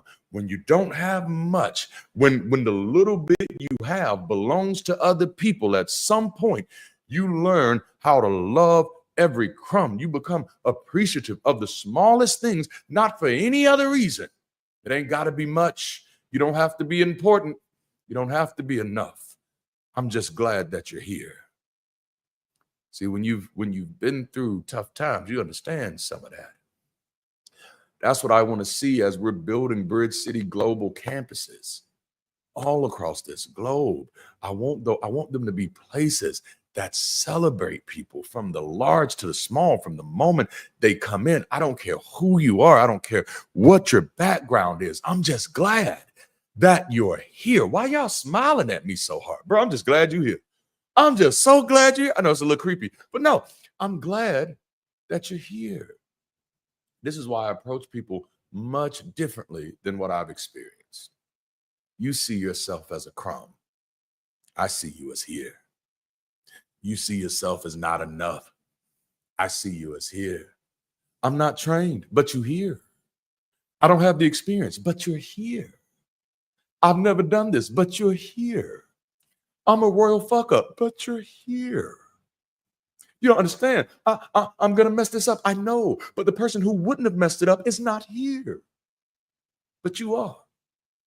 And maybe this is your opportunity to prove to yourself that you are more than you ever thought. Michael Jackson's first #1 hit song was dedicated to a rat because it was there. Then the two of us may look no more. We both found what we were looking for. I'm fast forwarding it. You know, and they sang that. Watch this. Rats, like children, are often colloquially recognized as crumb snatchers. Damn, I want to have a whole conference of crumb snatchers. Because Ben knew the value of crumbs, he earned his way into a #1 song. You know, like, damn, this Mike had a whole family, a sister whom he loved. He loved Janet. He didn't like the rest of them motherfuckers, but he loved Janet. But Ben is the one who made the song. Ben is the one who made it on the song because he was there. Please never underestimate the importance of being there. Please never underestimate the importance of being here. Call me the crumb snatcher. I'm so hungry for better in this season of my life that if it's here and it's useful, it's getting ate. Get in my belly. This is some Galactus level hunger here. You know what I'm saying? Damn. Yeah. Okay. I'm through. What's wrong with leaving crumbs behind? What's wrong with leaving crumbs behind? It wastes what is present and available. It may not seem like much, but it's present and it's available. What are you going to do with it? you're literally leaving food on the table. I want to challenge everyone participating, whether now or later, to reconsider what you're discounting. I wouldn't be here today if it wasn't for some crumbs. There are people who are not here at this moment right now because they saw me as crumbs. Oh, don't do that. Reconsider what you're discounting. Michael could have been writing about his mother, his father, his siblings, or a cousin, but instead he ended up writing his #1 song about a rat because they bonded over an appreciation with the crumbs, something that was not important, not enough to somebody else. But to me, everything that is here is important and is enough. If you're here, you're important. If you're here, you're enough. Leaving crumbs behind also attracts pests and disease. It's funny because we just got finished talking about rats, but it's rotten potential. You're letting treasure turn to trash. A lot of the most toxic and vile manifestations of humanity that we see today are shining examples of what happens when we treat people with the same disregard that we treat our crumbs. You put too much on your plate, but you're punishing them for it. I spent the majority of my life, over 3 decades, feeling like somebody else's crumbs. And I attracted a lot of repeated infestation until I started picking up what others thought was worthy of leaving behind, starting with myself. I started picking myself up. I can't wait for you to value me anymore. I got to find a way to appreciate myself. When I pastored Kingdom Central, I used to say, we're not here to beat you up. We're here to pick you up. But on this side of things, we're creating the environment and the space and the opportunity for you to find the courage, the confidence, and the competence to pick yourself up. I don't ever really want to create an environment where people feel like somebody else has to do it for them. I want to create an environment where people kind of get to live, almost like relive those toddler stages a little bit, where you're like, hey, get off me. I can walk. I got it, mama. I got it. You know, that you can pick yourself up. I don't ever want to patronize you that bad. No, if you need the help, we got you. Oh man, but I don't ever want to rob you of your agency. And the truth of the matter is, as we're building community, some of the people showing up are going to feel like crumbs. Life has been treating them like crumbs. They've been left behind by so many for so long that they don't even know what catching up is, let alone getting up. This is why every weekend I encourage you to build connections in the chat, the Discord, and the community, because better connections help people get a better view of themselves. So what's the assignment? To eat and leave no crumbs. I want to close with this. A few years ago, I decided that I only want to do one studio quality musical project in my life. I've been passionate about music my entire life, but there's just so much that I want to do, so many projects that I want to work on, so many things that I want to accomplish that I can't be stuck in a studio for months at a time. But I do want to do one album. And I plan on doing plenty of Bridge City music albums, or Bridge City plans on doing plenty of music and many of albums. But me, as Darante LaMar, plan on doing just one album. And so I've been pulling together my songs for about the past 5 to 8 years. And I want it to be a large volume project, paying homage to my love for hip hop, gospel, country, soul, blues, R&B, jazz, rock, and even musicals. And I wanted to tell my story, share my struggles and my hopes. But I couldn't settle on a name. So I was thinking the makings of a, and then just ... and just maybe, or the makings of a something with an M and then ... So my last name is Martin. So it could be like the makings of Martin, or it could be the makings of a millennial, or it could be the makings of a mastermind, or a maniac, or a madman. And I share that because over the past 2 years, I've been working like a madman, unapologetically, unashamedly. So I'm not looking for sympathy. providing clarity, because sometimes people get real uncomfortable when my availability doesn't look like their availability. And when that happens, my mind goes, I wonder how many 12-page scripts are you writing a week? Curious to how many videos are you spending hours editing a week? How many books are you currently writing right now? I have 5 that I've published, but I got 3 more that I'm currently writing right now. How many of you, right? How many comments, emails, and DMs are you personally responding to right now? And if you don't respond to them, it changes the way people view your character. How much of that pressure is on you right now? None. I don't think so. How many local campuses are you currently trying to launch out of thin air? How many websites are you responsible for managing?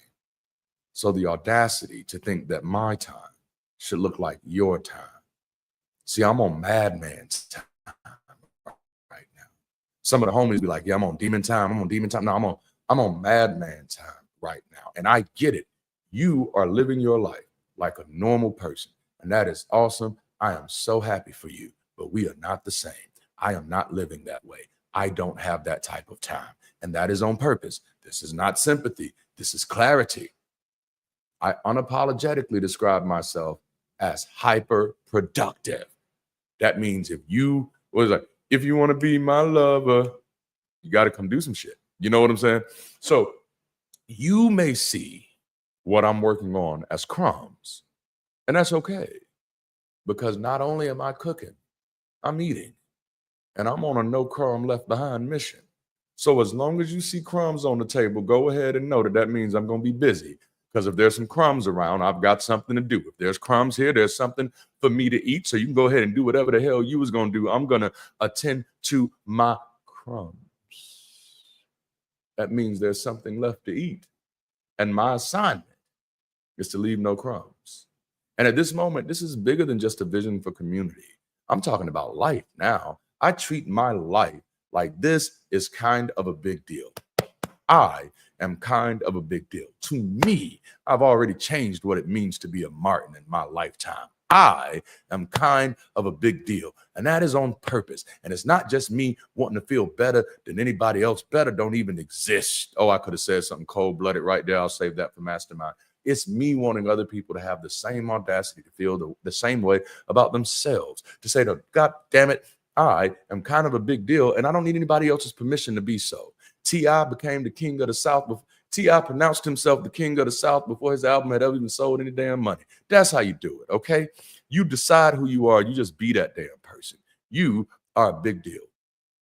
I am kind of a big deal, and I am maximizing every moment to actualize every iota of my capacity. And if that's not what you're doing, that's okay. But I am unapologetically hyperproductive.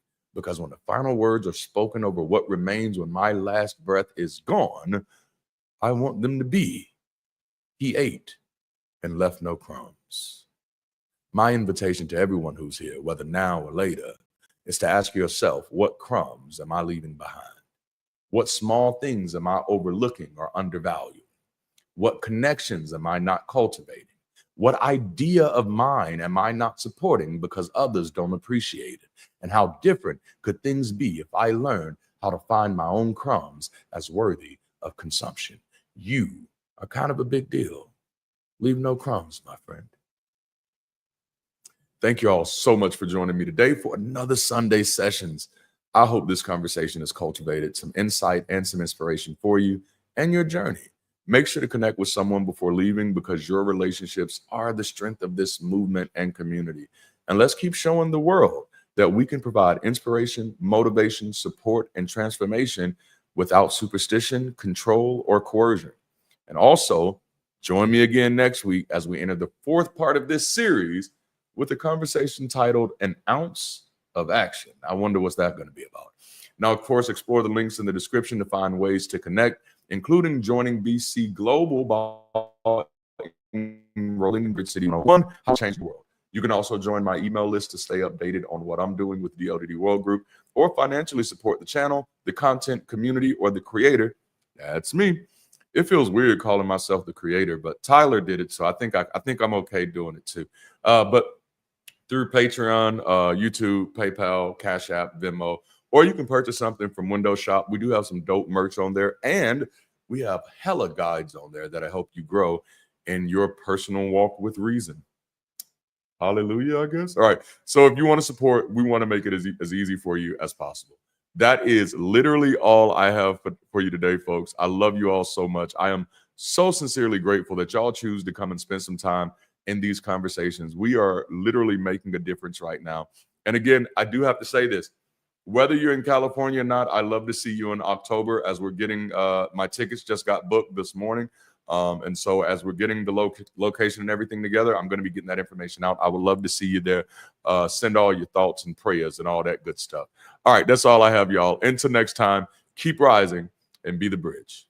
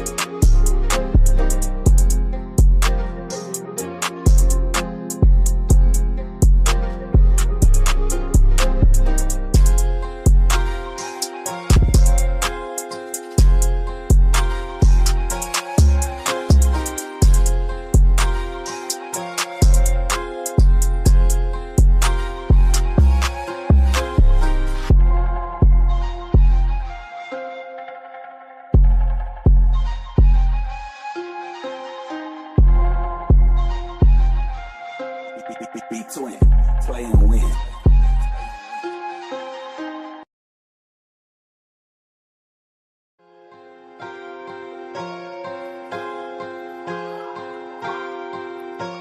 Let him cook.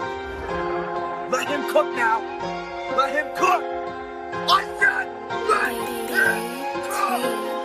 Welcome to the makings of a madman. Mad men get shit done, it's a passion. Has-beens can't get close to my lab, man. Since I stopped feeding these suckers, they fast. And this is the reason that I move so fast, man. Rewrote the story and threw out the cast. Fuck all the credit, man, I want the cash. I am the running man, you in the past. Too far ahead of you, you cannot see me. I'm stronger and better. You slept on your Wheaties, I got it together. You fall into pieces. I should be calling you Reese's. It should be illegal to teach this, but somebody dared me to do it. So I said, well, damn, I'ma do it. That somebody was me, mad. Let him cook. Let him cook now. Let him cook. I said, let him cook.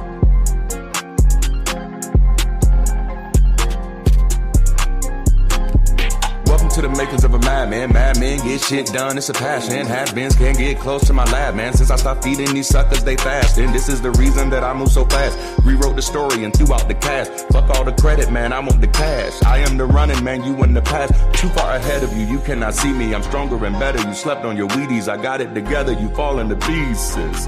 I should be calling you Reese's. It should be illegal to teach this, but somebody dared me to do it. So I said, well, damn, I'ma do it. That somebody was me, mad.